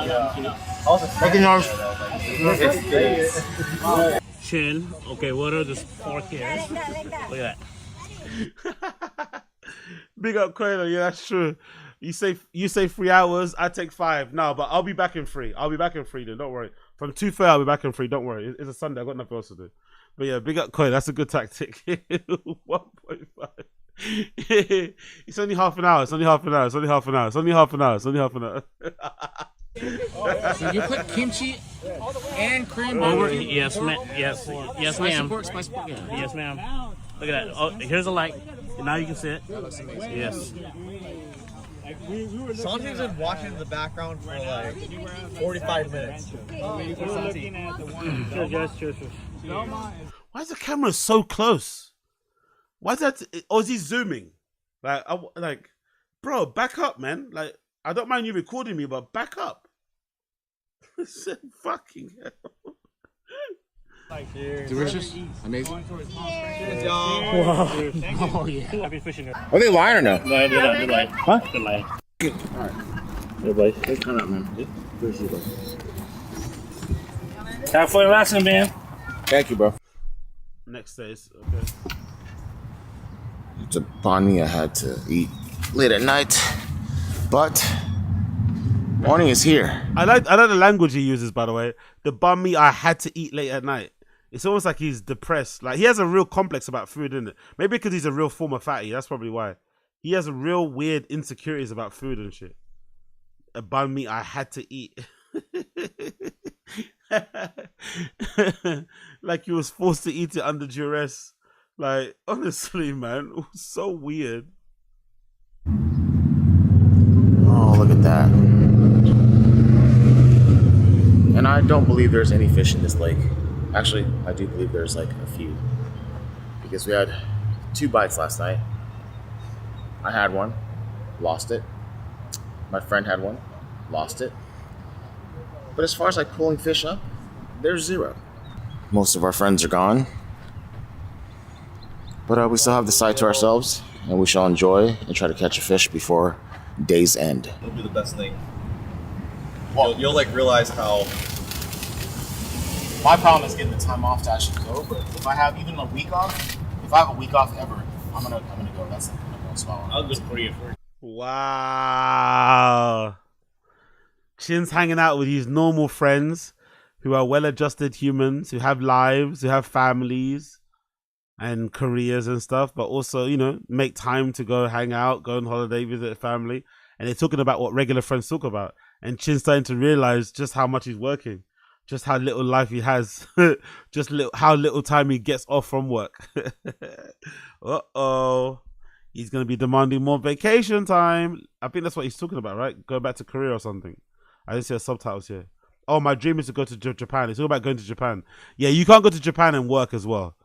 If Chin decides to go on vacation to Japan and take his laptop, right? Like, come on, man. You're a real idiot. You're doing yourself a disservice, man. Traveling all that distance, however long that flight is, going to a great place like Japan and working, come on, man. You owe yourself to really disconnect and just enjoy the trip, not work. Maybe you can check your emails and stuff, but he'll be working and stuff. Actually, you know, even the emails, no, fuck that. No work. Go, vacation, enjoy your trip. Oh. Every camping trip Chin goes on, he's getting more and more ideas around his you know, lack of work-life balance. Do the best thing. You'll like realize how. My problem is getting the time off to actually go, but if I have even a week off, if I have a week off ever, I'm gonna go. That's the most spot. I'll go to Korea first. You know, if Go I had Korea, 2 weeks then off, Japan. yeah, if I had 2 weeks off, I would do Korea and Japan because they're very close to Japan. I think we're gonna do Korea and Japan this year. I think I'm gonna turn off my internet. Just on my phone. We'll see someone say. What'd you say? Internet. On your phone? Social, yeah. Why? That's what you should do. Look at how shocked Chin was. His friend said, you know what? I think I might turn off my internet on my phone. I'm assuming maybe just for the trip, just to kind of chill in it. Maybe not to get any notifications or whatever. Whatever reason he has. You know, he just wants to disconnect. He's enjoying himself. Chin. What? Why? Huh? Turn off your internet? Social media? No way. You can't understand. You cannot believe it. It does not make sense. Turn off your internet. Disconnect. What are these words? I'm trying to find myself. Whatever. 10 range of 47, you're trying to find yourself? Well, you know, at 47 and you ain't found yourself, that's also an issue, no? What's worse, trying to find yourself at 47 or not knowing yourself at 47, you know? I don't know. What is he doing? Santi getting out of the main road without four-wheel drive. Hopefully he's in 4-wheel drive. Because people are watching him now.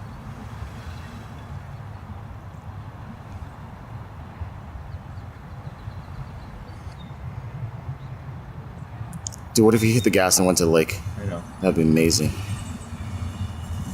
Stop talking. It's only 2-wheel drive? Why is he... Put in 4-wheel drive! Chin the car expert now, right? He still wants to do 2-wheel drive, huh? He has a 4-wheel drive capable car. Riveting content, Chin. Riveting content. There we go.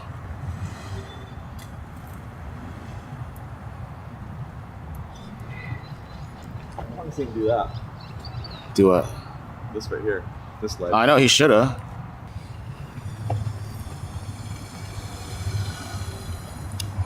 Oh, yeah. Actually, no, let's take a look at this. Ooh, man. What is this, 98? 2000. 2000, woo. Yep. Just upgraded the rims on there. Yeah, she looks pretty, yeah. Those low profiles? Yeah. Lower than What, they were 75s? Yeah. As per usual, it's always me and Santi. Banter. Yo, big up Stoic Savage in the chat. What's good? Banter. Chin friend banter. Ha ha hee hee. Last, let's stay at the campsites, right? It's always you and me. We get some delicious breakfast in, last minute fishing. Chin ain't done a single bit of cooking, by the way. Still no cooking. His friends don't trust him in front of that grill. Never catch anything, but you know what? It's not about catching, right? It's about fishing. Yeah, exactly. I wish I could have given you guys. Exactly. I wish I could have given you guys a catch and cook, but today is just not that day.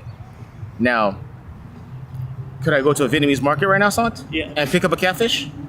And make it like the most delicious catfish sandwich or catfish taco? Why not? Why not indeed? I might just do that. We'll see. I'm gonna do a little walk around Santi's Jeep because it's that badass. I want you guys to see this. All right, Santi, can you talk us through what you have here? Nah.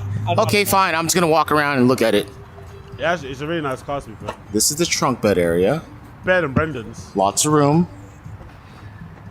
All of his camping gear that he packed up. Ooh, look Nice color. I love this color here. Interior looks badass. Hey, what size tires are these talking? Only 37. 37s? Okay, all right. Any kind of special rims on these bad boys? Because it looks like they're made for 4x4, no? I guess not. Yes, I'm taking it to like a rock. He's got some what? What kind of shocks are these? His friend's had enough already. His friend has had enough already. Falcon. He got some Falcon shocks over here. Is there a winch in this bad boy? Okay. It's a Warren winch, huh? Okay. How about them lights? They look nice. Yeah, what are they? Baja Designs. Baja Designs lights. And there's a light bar on top of here too on the hood. Same thing, Baja? Okay. Yeah, she's a beaut.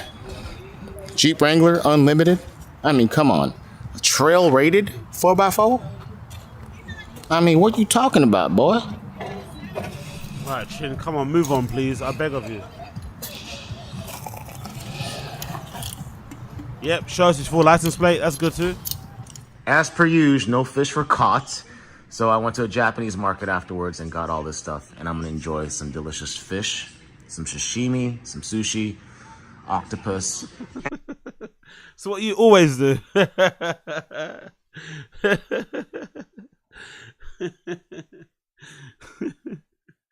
That fish, that whole board looked way too good for him to catch. No way he made that. No way he caught that. I bought it. Don't worry, we know you bought it. We know you did. And watch the UFC. All right, have a good night. Ain't going to work in the morning, we calling off, calling off. This is more than a late night fling. This could be a real life thing. We go wherever you like. Keep going till we get it right. Turn it into more than a late night. I met you out in Nashville. Last night was mad real. I woke up and I need some Advil. Bars. Bars. Bars. I met you out in Nashville. Last night was mad real. I woke up and I need some Advil. Bars. 1 minute. Let's go again. Turn it into more than a late night. I met you out in Nashville. Last night was mad real. I woke up and I need some Advil. Oh, fucking no. Absolutely horrifying. Horrifying. That's it. We need to subject ourselves to much more of that. Please, for the love of God. Please, for the love of God. I woke up and I needed some Advil. Oh yeah? You need some Advil. Cool. Great story. Don't tell us it again, please, if you don't mind. Do not tell us it again.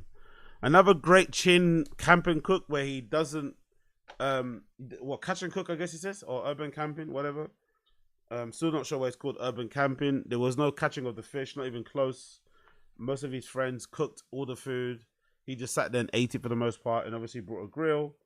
Tried to catch some fish at the end, didn't catch it, and then ended up buying some pretty, what you would say look like shelf old sushi. It's like it looks like he also buys the sushi. I don't know if about you if that makes sense.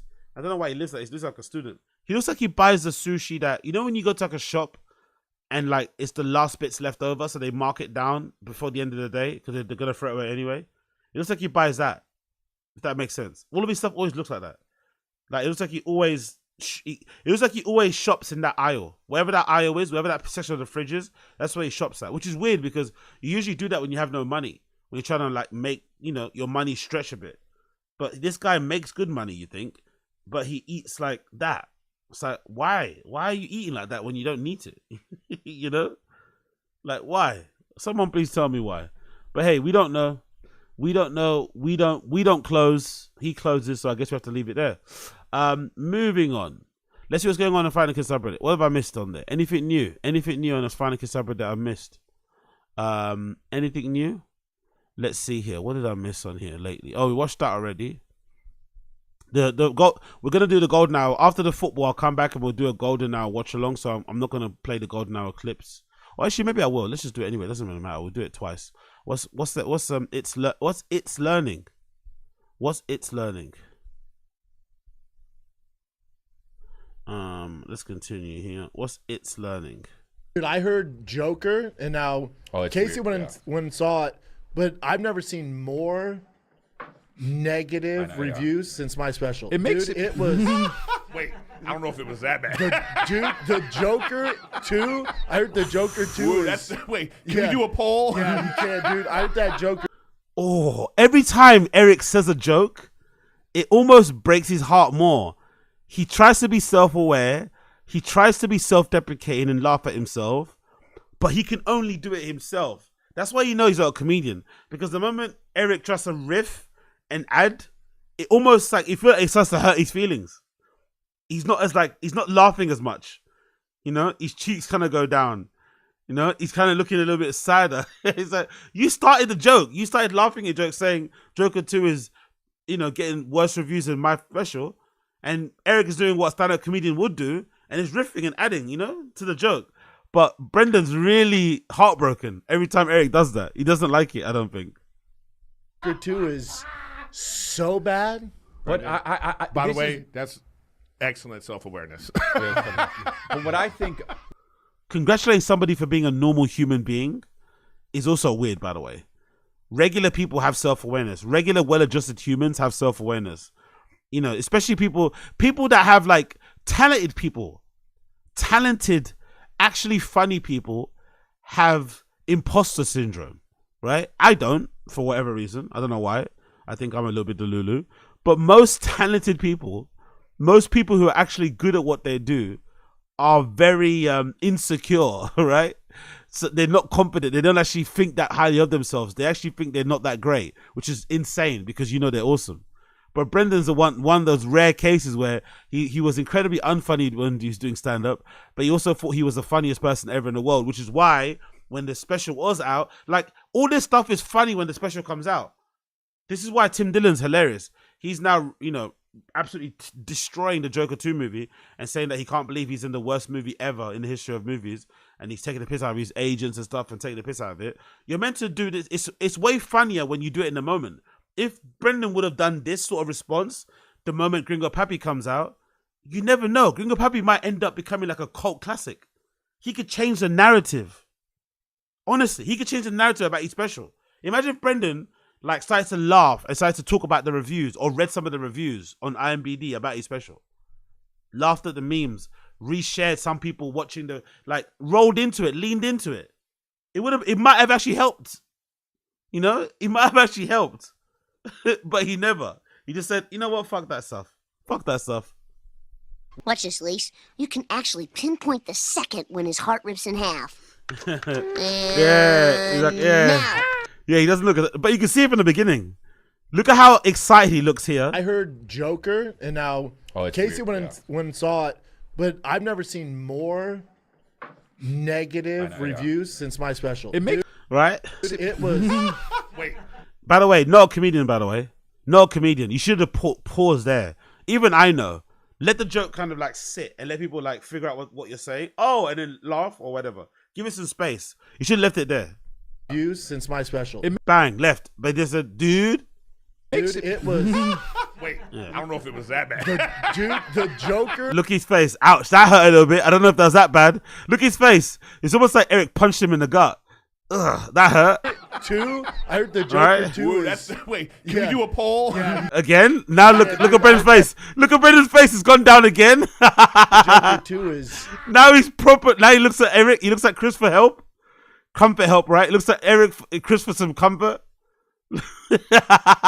No, but Chris has been looking at him. So Eric is still laughing. It's hurting. bad. But by the way, that's excellent self-awareness. But what I think, Watch this, Lise. You can Oh, that's fucking brilliant. That's fucking brilliant, man. That's fucking brilliant. Oh, oh, big up Koila. Yeah, I covered the Kanye rape allegations, right? Yeah, I covered it. I covered it in the last episode of Taz. It probably should be around the middle. I'm pretty sure it should be around the middle. I'll add timestamps when I'm finishing it. Whilst you guys are watching the football and whilst I'm out buying some food, because me kind of hungry right now, I will update and add the timestamps. But I think it should be around the middle. Because I was talking a lot about people doing some sussy things. So it should be around the middle section if you check the show. I think it should be around the middle. Let me just quickly double check. But I had the timestamps later anyway. But I spoke about the Kanye rape allegations. I'm not too sure if they're true or not, but I did speak about them. So Kanye rape story is about 2:18, 2:20. 2 hour 19, 2 hour 18 is about where you'll find a rape story, my friend. Let's continue. Bada bing, bada boom. Mr. Martin was. Oh, look at this. Oh, we saw that already, innit? The bags, right? To be fair, I don't really mind this too much. This whatever this company is that's doing these things, where they print all these designer luxury bags on the outside of bags you take to shop and shit. What are they called? Shopping bags, whatever they're fucking called. It's a cool, fun little trend. But, knowing her is just funny, And I think she got sent them, right? I think she got sent these grocery things. store being look at this, guys. Thank you, grocery bag. Now she's an influencer. I'm obsessed. Can't wait. Maybe it's a good thing if she's an influencer because she gets to make her own money so she can then blow it on everything she wants. At the moment, she's fucking rinsing Papa's pockets. To go to the grocery store. Look, there she goes. The influencer. Fucking hell. Mr. Martin, let's see this one. What's Mr. Martin? Well, they should just do what they want if it's art. But I feel Not like with the movies, When was that discussion? Yeah, they should. Like, No, when give was me that my discussion? fucking Joker too. I don't properly. I don't subscribe Give it to up that, proper, dude. Daddy.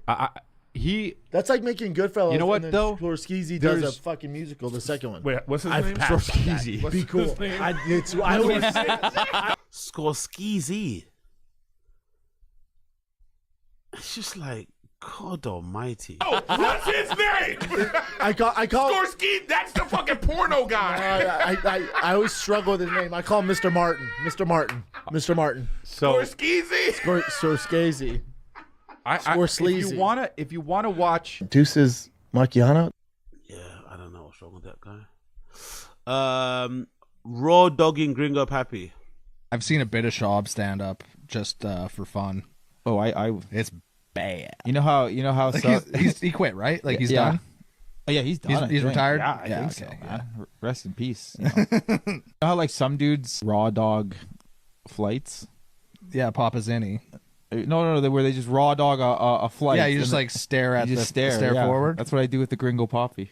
Yeah, I raw dog the whole fuck.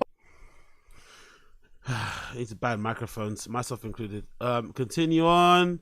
How deal with Aaron go? The Aaron Rodgers thing. Honestly, Schubernism is so fucking fun. I just found out what he meant. He's trying to say Aaron Rodgers, Aaron, because I'm guessing that's how Brendan pronounces it. Aaron.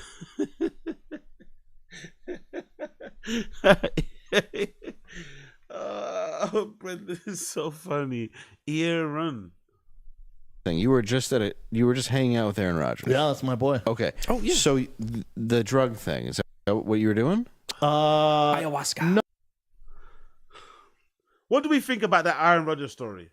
Do we think Brendan has ever met Aaron Rodgers? Do we think they're friends? Did he lie about the whole trip? Such a weird lie to come up with, isn't it?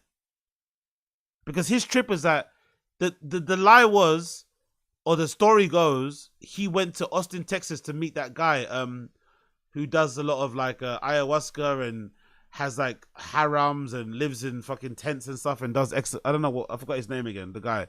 I think he co-founded On It with Rogan. I forgot his fucking name. he does podcasts as well. Allegedly, Brendan says he went to go meet that guy because that guy knows Aaron Rodgers, and the whole idea was they were going to discuss Aaron Rodgers buying out, I'm guessing, Tiger Thick whiskey, because from what I remember, somebody on the Fight and the Kids subreddit who's got knowledge of that the liquor industry at that time said that because of COVID or something or some sort of rule change, there was like a shortage of whiskey available to buy. So companies were basically buying leftover stock of whatever whiskey was available and then just using that to make whatever their own whiskey was going to be, if that makes sense. Like there was a shortage of like kegs or whatever, or maybe the raw ingredients, I don't know. Or maybe this is just the practice, but allegedly that was going on, which is why Aaron Rodgers was contacting or wanting to do business with Brendan to buy his remaining stock of Tiger Thick whiskey and maybe just like rebrand it as something else. Yeah, that's it. Aubrey Marcus. Yeah, Aubrey Marcus. I don't know if it's Marcus or yeah, Aubrey Marcus. So allegedly, no, I know that Brendan and Aubrey are friends, or that he's went on their pod back in the day. They're cool, but the Aaron Rodgers thing didn't make sense because it's Aaron Rodgers. If Brendan met Aaron Rodgers, he would take a picture of him for sure, right? There's no way Brendan would not take a picture of Aaron Rodgers. He would definitely taken a picture with him and put it on social, especially at that time when Aaron Rodgers was, in the news all the time for his like anti-COVID stances and some of his political takes. I think there's no chance that Brendan would have met Aaron Rodgers and not taken a picture of him. It just doesn't make sense. So he must have been lying about the whole thing. He just made up that lie. It's such a particular and elaborate lie, isn't it? Like it's not just like some random thing about, why do you take late, babe? Oh, because it was busy at work. You made up this whole lie about wanting to buy a whiskey. It's like, huh? No, I was out there just to go to dinner with him and Aubrey Marcus, who started on it. Okay. I'm really close with Aubrey. I've known Aubrey. Yeah, that's a good point. Big up below the streets. That is a clever way how he lies. He lies about celebs who are big enough to not care to come out and say it. He's lying. Yeah, exactly. On either end. He lies about celebrities who are probably too big to want to say it or clear it, or they probably just won't see it. And he lies about celebrities who are maybe small enough where they won't see it or they won't care. Like it's pretty interesting. If he's telling the truth, that would also be funny and it'll shut us all up. But it just doesn't make sense because we're not really, because he was acting like the deal was done. It got signed and sealed. He was waiting for the fucking paperwork or whatever, the approvals or whatever, and we've never heard of it since. For like 12 years. So I did want to ask about this. Yeah, so we have a project we're starting, the three of us together, and then I was out there for that. It's like the first to market. The first to market Japanese blended whiskey with American bourbon. Wow. And that's why I was with Aaron and. It's the first to market Japanese. I don't even know if that's even true. Is that true? He was the first one ever to invent Japanese American blend whiskey. I don't know. If that was true, it would have been more successful. That doesn't make sense to me. I don't know. I don't know much about whiskey, but just off the strength of what he said, I think he's lying. Aubrey, because they're going to get involved in the whiskey. Yeah. Very cool. It's cool. Good for you. What's it called? Tiger Thick whiskey. Tiger Thick. Yeah. They're going to get involved in the whiskey, he said. So at first, I think this might have been the first lie. So he's making it sound like they were going to invest in the whiskey, give it a new lease of life, and maybe relaunch it. But then later on, he made it sound like he made a deal where they were going to buy all his outstanding stock. That's what he kind of, insinuated. So again, always lying. Clarifying lies, expounding on lies. Gotta love it. Yeah. Oh, nice. Get the fuck out And I was like, dude, we're going to. They're playing bad football. Yeah. That's all it is. I know. Quit trying to make it more. They're playing horrible football. I don't think it was fair to fire him. Roger's my boy. Roger's ain't helping him out, Well, he did really well. I watched that Who did? game, Aaron. No, he didn't. He did, though. He threw an interception in the end. He's not playing well. But that's my guy. He's not playing well. Bubba, he go. Like, what was the final score in that game? That was a high. He did a great job. No, he was bringing them down the field. He threw 2 interceptions. That's your guy, but you say he plays horribly. You're arguing about it. You're emphasizing how badly he played. That's my guy, but he played badly. Oh, you gotta love Papa. You gotta love fucking Papa. How the deal with your boy Aaron go? Great guy. Never met him. Hide the hostess. Raper. I love how the Final Kids subreddit guys are calling Brian Callen Ray Pest now. Ray Pest? and now they're calling him Ray Per. God almighty, bro. What a brutal comedy. Saturday, October 12th, 7 p.m. Comedy at the Hendrix Cocktail Hour, featuring someone called Jason Collins, Brian Killen, Jay Lamont, and Jay Davis. Just the festival of dudes. I love how they got Brian Callen's face bigger on the flyer, as if like more people know him and stuff. I find that hilarious, you know, as if he's just not on the same celebrity level as the rest of the guys. Like, oh no, this guy's way more famous. Why? Because of Rogan. I'm actually surprised they didn't put the Rogan logo on it. That's kind of depressing, to be fair. If you're a comedian and they have to put a Rogan logo on your flyer so people know who you are, because without that they wouldn't know. They don't even, you know, they don't know you based on the strength of your comedy, you know, or your credits and shit. Fucking hell. Oh yeah. What can you do? Yo, big up Coiler. AZ, Rogers is so famous over here. On TV all the time. No way he knows him. Yeah, you say that, brother, but I don't know. Like, isn't LA weird? And like, he knows Rogan. Aaron Rodgers is close with Rogan. So I could see a scenario where Rogan was out to dinner one day and he introduced Aaron Rodgers to Brendan, and then they got talking, and now Brendan's like, "That's my boy." You know, it's just that sort of thing. So I wouldn't be surprised if Brendan does know Aaron Rodgers, even though what you're saying, I'm sure you're right. He's really famous, but it wouldn't surprise me if he does know him. But I think he's just overcooking how much he knows him. You know, I'm sure Aaron Rodgers might know that Brendan is Joe Rogan's friend. That's probably where it starts and ends. But Brendan probably thinks because he's spoken to him when Rogan was around that they're friends, you know? But I could be wrong. So yeah, comedy. And I like how they, you know, taking the, you know, the name of the show from Mark Norman's thing. That's also cool. I like that. Originality. Let's continue on with that. We've got Adonobi 5.3 or 1.1. Oh, that's hilarious. That's hilarious. The Joker movie, the Joker sequel, still doesn't have as bad a rating as fucking The Gringo Pappy. That's crazy. Gringo Pappy still sits at 1.1. Joker gets a 5.3. Fucking hell. Absolutely crazy, isn't it? 1.1 to 5.3. Wild. What a time to be alive, man. I want to go back to that time, to be fair. I want to go back to a time where The Gringo Pappy was new. I want to go back to a time where we saw the trailer for the first time and we were all like, no way, this is the... Remember, I think that was the reaction. When the trailer came out, everyone was like, no way, this is it. No way, this is it. No way. No, you know, he's going to edit. This is just like a rough draft. They're going to edit it. It's going to go like, no way, this is it. And it came out and it was like, yep, that's it. Okay. Cool. We continue on. I wouldn't be surprised if he used two hands under the table the first time. Yeah, baby. 70 Pretty good. 70. And then what do I have to wait for? Get with that, Shab. Just 105. 105. Wow. Dang it. Dang it. What do you mean? Dang it. One hand? No, hold on. Yeah, it's one hand. What did Eric get? 70.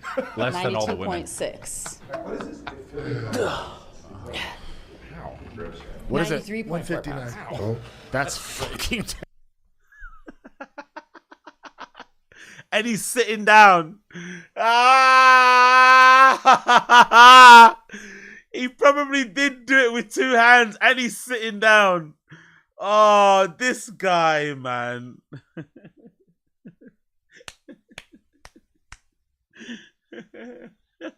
159. I'm basically Superman.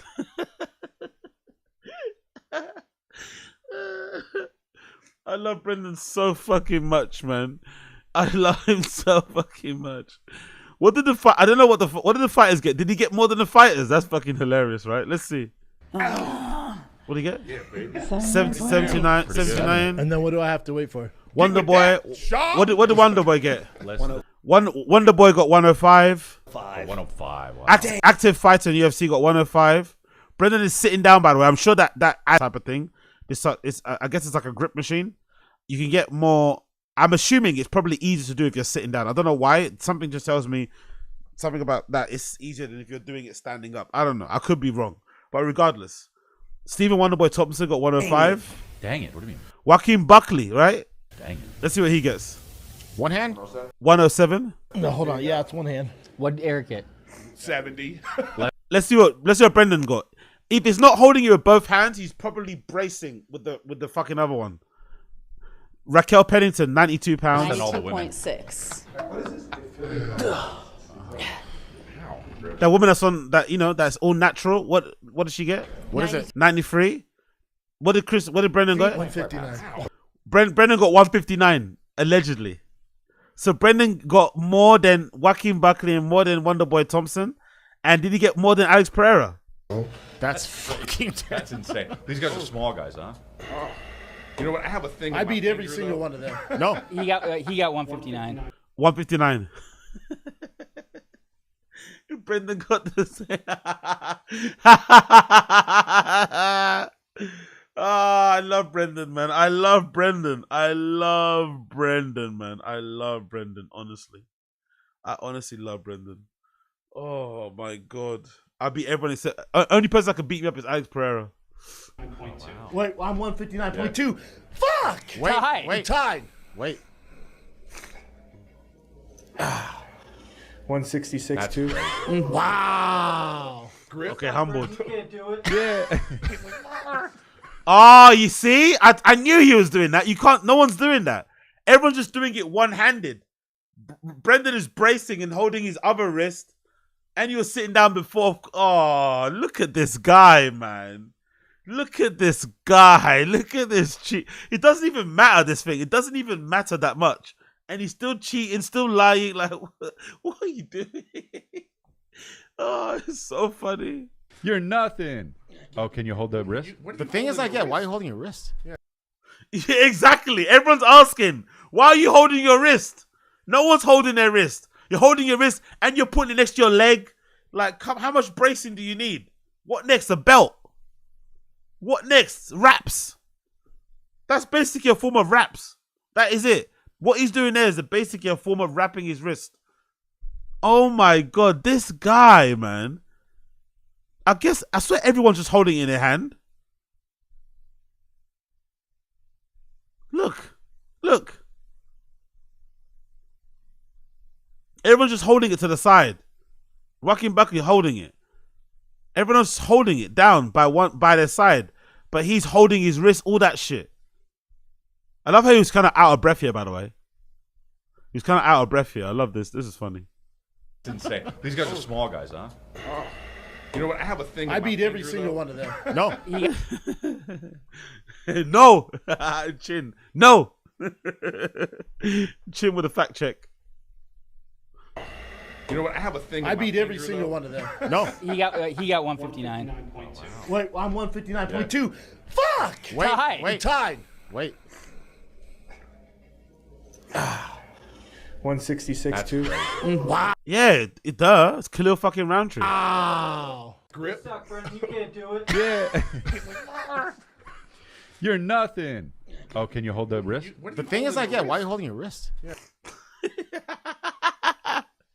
Everyone calling him out for cheating, and he's just fucking ignoring it and bowling through, grimacing at everything. Oh, I fucking love it, man. I fucking love it. Did anyone lose weight? Probably did. Big up him. DMT for CTE. Let's see this. Done DMT with Aubrey. Okay. I've done shrooms. Yeah, I did DMT, and then I was going to a house party with Tim Kennedy, and Tim was saying how he's going to go like back to war. You know, he does like that Black Waters operation shit. Yeah. Mm-hmm. And I just thought of him dying and literally could not stop crying. Wow. And I was crying. And then Brian Callen was with me, and I was like, go in the party, but don't tell people I was crying. Tell them I have allergies or something like that. And Brian's like, I would never. And then I'm like in the car for about like 10 minutes till my face calmed down. I walk in, and everyone's like laughing at me, telling me I was crying. Recapping what your DMT experience was like. It was so fun. I was laughing so. I don't for 1 minute believe this guy took DMT ever. It's just when he was obsessed with Rogan, because Rogan talks about DMT and smoking weed all the time. Monkey see, monkey do. He's always talking about fucking DMT. By the way, look at those lips. Look at those fucking lips. That's a screenshot. We need that. Look at those fucking lips. There's no way this guy took DMT. I don't believe it. I mean, not believe it. He's also the kind of person who just listens to people talking about DMT, and he's absorbed their experience as his own, He's heard the stories, he's heard Rogan talk about it again and again, and he's just like, he knows what to say to sound like he took it, but he didn't take it. Nah, come on.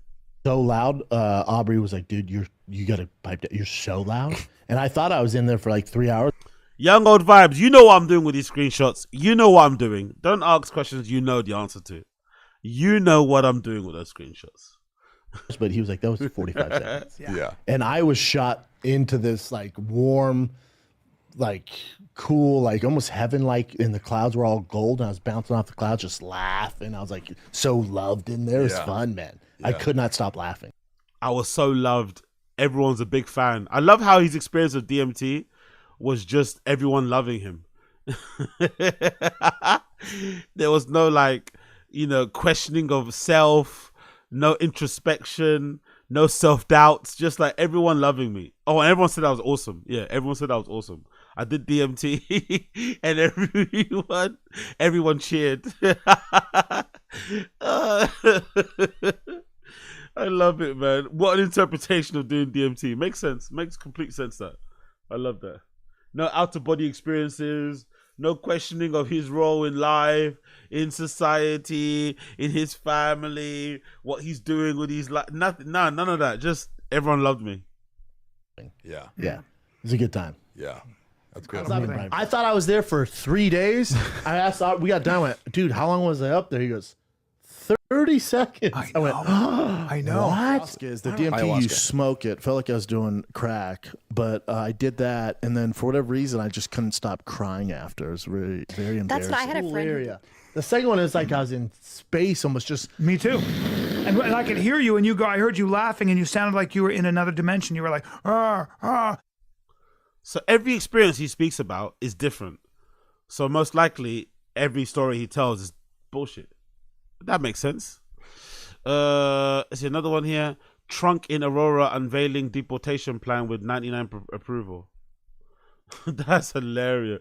Oh, no way that's real. That must be AI. No way that's fucking real. That must be AI. That must be. Oh my god. Look at the person bottom corner. No way that's real. Deportation plan. Oh, the guy looks at Brendan. Oh my god, that's so fucking funny. Oh, that's fucking really. Fucking hell. Look at the plan.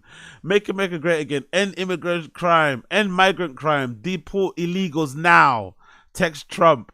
End migrant crime. End migrant crime. Deport illegals now. That's a crazy all over pattern, isn't it? Imagine having that as a t-shirt, as an all over print t-shirt on your, like that's the pattern on your t-shirt. Imagine. And then walking into a fucking In-N-Out. Imagine having this all over your hoodie or your t-shirt or your sweatshirt, and then walking into In-N-Out. Yeah, could I get a It's like, yo, that is a crazy slogan. Fucking hell. Anyways, couple more, then I'll leave you motherfuckers. Totally normal and not awkward at all. Let's see this. Oh yeah, there was some. Brendan's in Las Vegas this weekend, isn't it? Right? He's been. Let's check his Instagram quickly. He's in Las Vegas, isn't it? For that for the Rain Expo. That's what he's in there for, right? There's some sort of Rain energy drink. No. I guess it's most likely a fitness expo where Rain are advertising at. So all the athletes are there, and Brendan's there. Brendan might be well, apart from the other guys, Brendan is not the most muscular dude there, isn't it? The other guys are super muscular. He just is on Ozempic. Kind of hilarious, to be fair. Let's see. Has he got any content of him from there? Big up JAGRDV. I skip your chin segments. He's unbearable. That's the point of the random show. If there isn't a section that you skip, it's not a random show. It should be full of random stuff that you like, stuff that you hate. But in totality, it's decent enough. So you can skip around. I don't take that as an insult in the slightest. It's actually a good thing. You should want to turn off when certain things are on. You should be like, okay, I'm out. You know, there should be certain things that turn you off. If it doesn't, then I'm not doing what I should be doing. Let's see if he's got any posts here about the thing. Oh, there he is. Juju. Oh, he's with that guy. Oh, is that what he looks like now? Oh, he cut his hair, didn't he? What's his name? Juji Mufu. That's the guy that makes the smelling salts. Brendan trying to flex, but he doesn't work out because he just does Ozempic, so he doesn't look as swole. You know, he actually looks kind of empty. You know, you can tell how empty he looks because of the Ozempic weight. You know, just takes out a lot of muscle mass. Unfortunately, he should be as swole as those guys, but he's not. Unfortunately, him with 4 Bjornsson. Okay. And these two turds get to have all the fun. Some lady, I don't know who that is. Look how happy he looks, bro. When Brendan meets a fucking big-titted brunette, look at the face. When Brendan meets a big-titted brunette, look at that smile, bro. Look at that smile. When Brendan meets a big-boobed, you know, tight in the body brunette.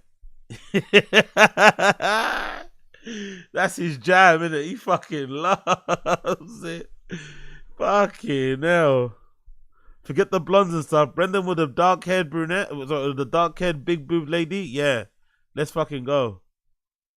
Meeting some of the goats. Someone called Scotty K Fitness. Rain Body. Oh, Brendan's signing things as well. That's hilarious. He's signing these like what are these? These lanyard things or cards. Okay, fine. Anything else going on here that I missed? No, that's it. Okay, cool. That's what Brendan's doing. Let's continue up here. Hey, photographers, you blockbuster. Let's see this one. What did Slow Joe post? What's Slow Joe posting here? What does Slow Joe say?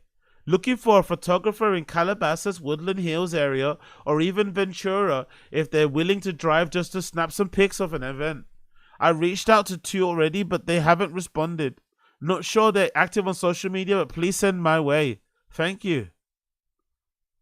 I like the subtle flex, by the way. I love the subtle humble brag flex of where they live. Calabasas, Woodland Hills area. I love the little subtle flex. And the little moan in between the request. The little moan. I already reached out to 2, but they didn't respond. And it's like, bro, we don't care. Like, just ask for the request and wait for the DMs to come back your way. I love the little humble brag. The humble brag is pièce de résistance. Pièce de résistance. And I think that's it for me. Oh shit! Sorry, brothers and sisters. Let's see. What's another one? What's it? Rain Booth Crew. We're gonna be having Thor. We're gonna be having Juju Mufu, Kai Green, Mitchell Hooper, Brandon Schaub, and now. Did you say Brandon? Yo, these people pay him and they still can't say his name correctly. Brandon. Hooper, Brandon Schaub, and Natalie. Hooper, Brandon Schaub, and Natalie Marie. Right. Oh, Nina Marie is there as well. Shit, you got to meet Nina Marie. Did you speak to her? I don't see her pictures. Okay. Shit, his crush was there as well. Fucking hell, he must have been loving it. He must have been fucking loving it. Anyway, that's it for me for now, my friends. Enjoy the football, people. I'll be back in about 3 hours when it's finished. We can do part 2 of the show. So enjoy, watch the game, cheer on your fucking team. Whoever wins, I hope you're happy with whoever wins. And we'll pick up the show on the other side, all right? Yeah? Big up, people. Love and light. Part 2 coming at you in about 3 hours, okay? Enjoy the game. Enjoy the game. Take care, my friends. See you then. See you then.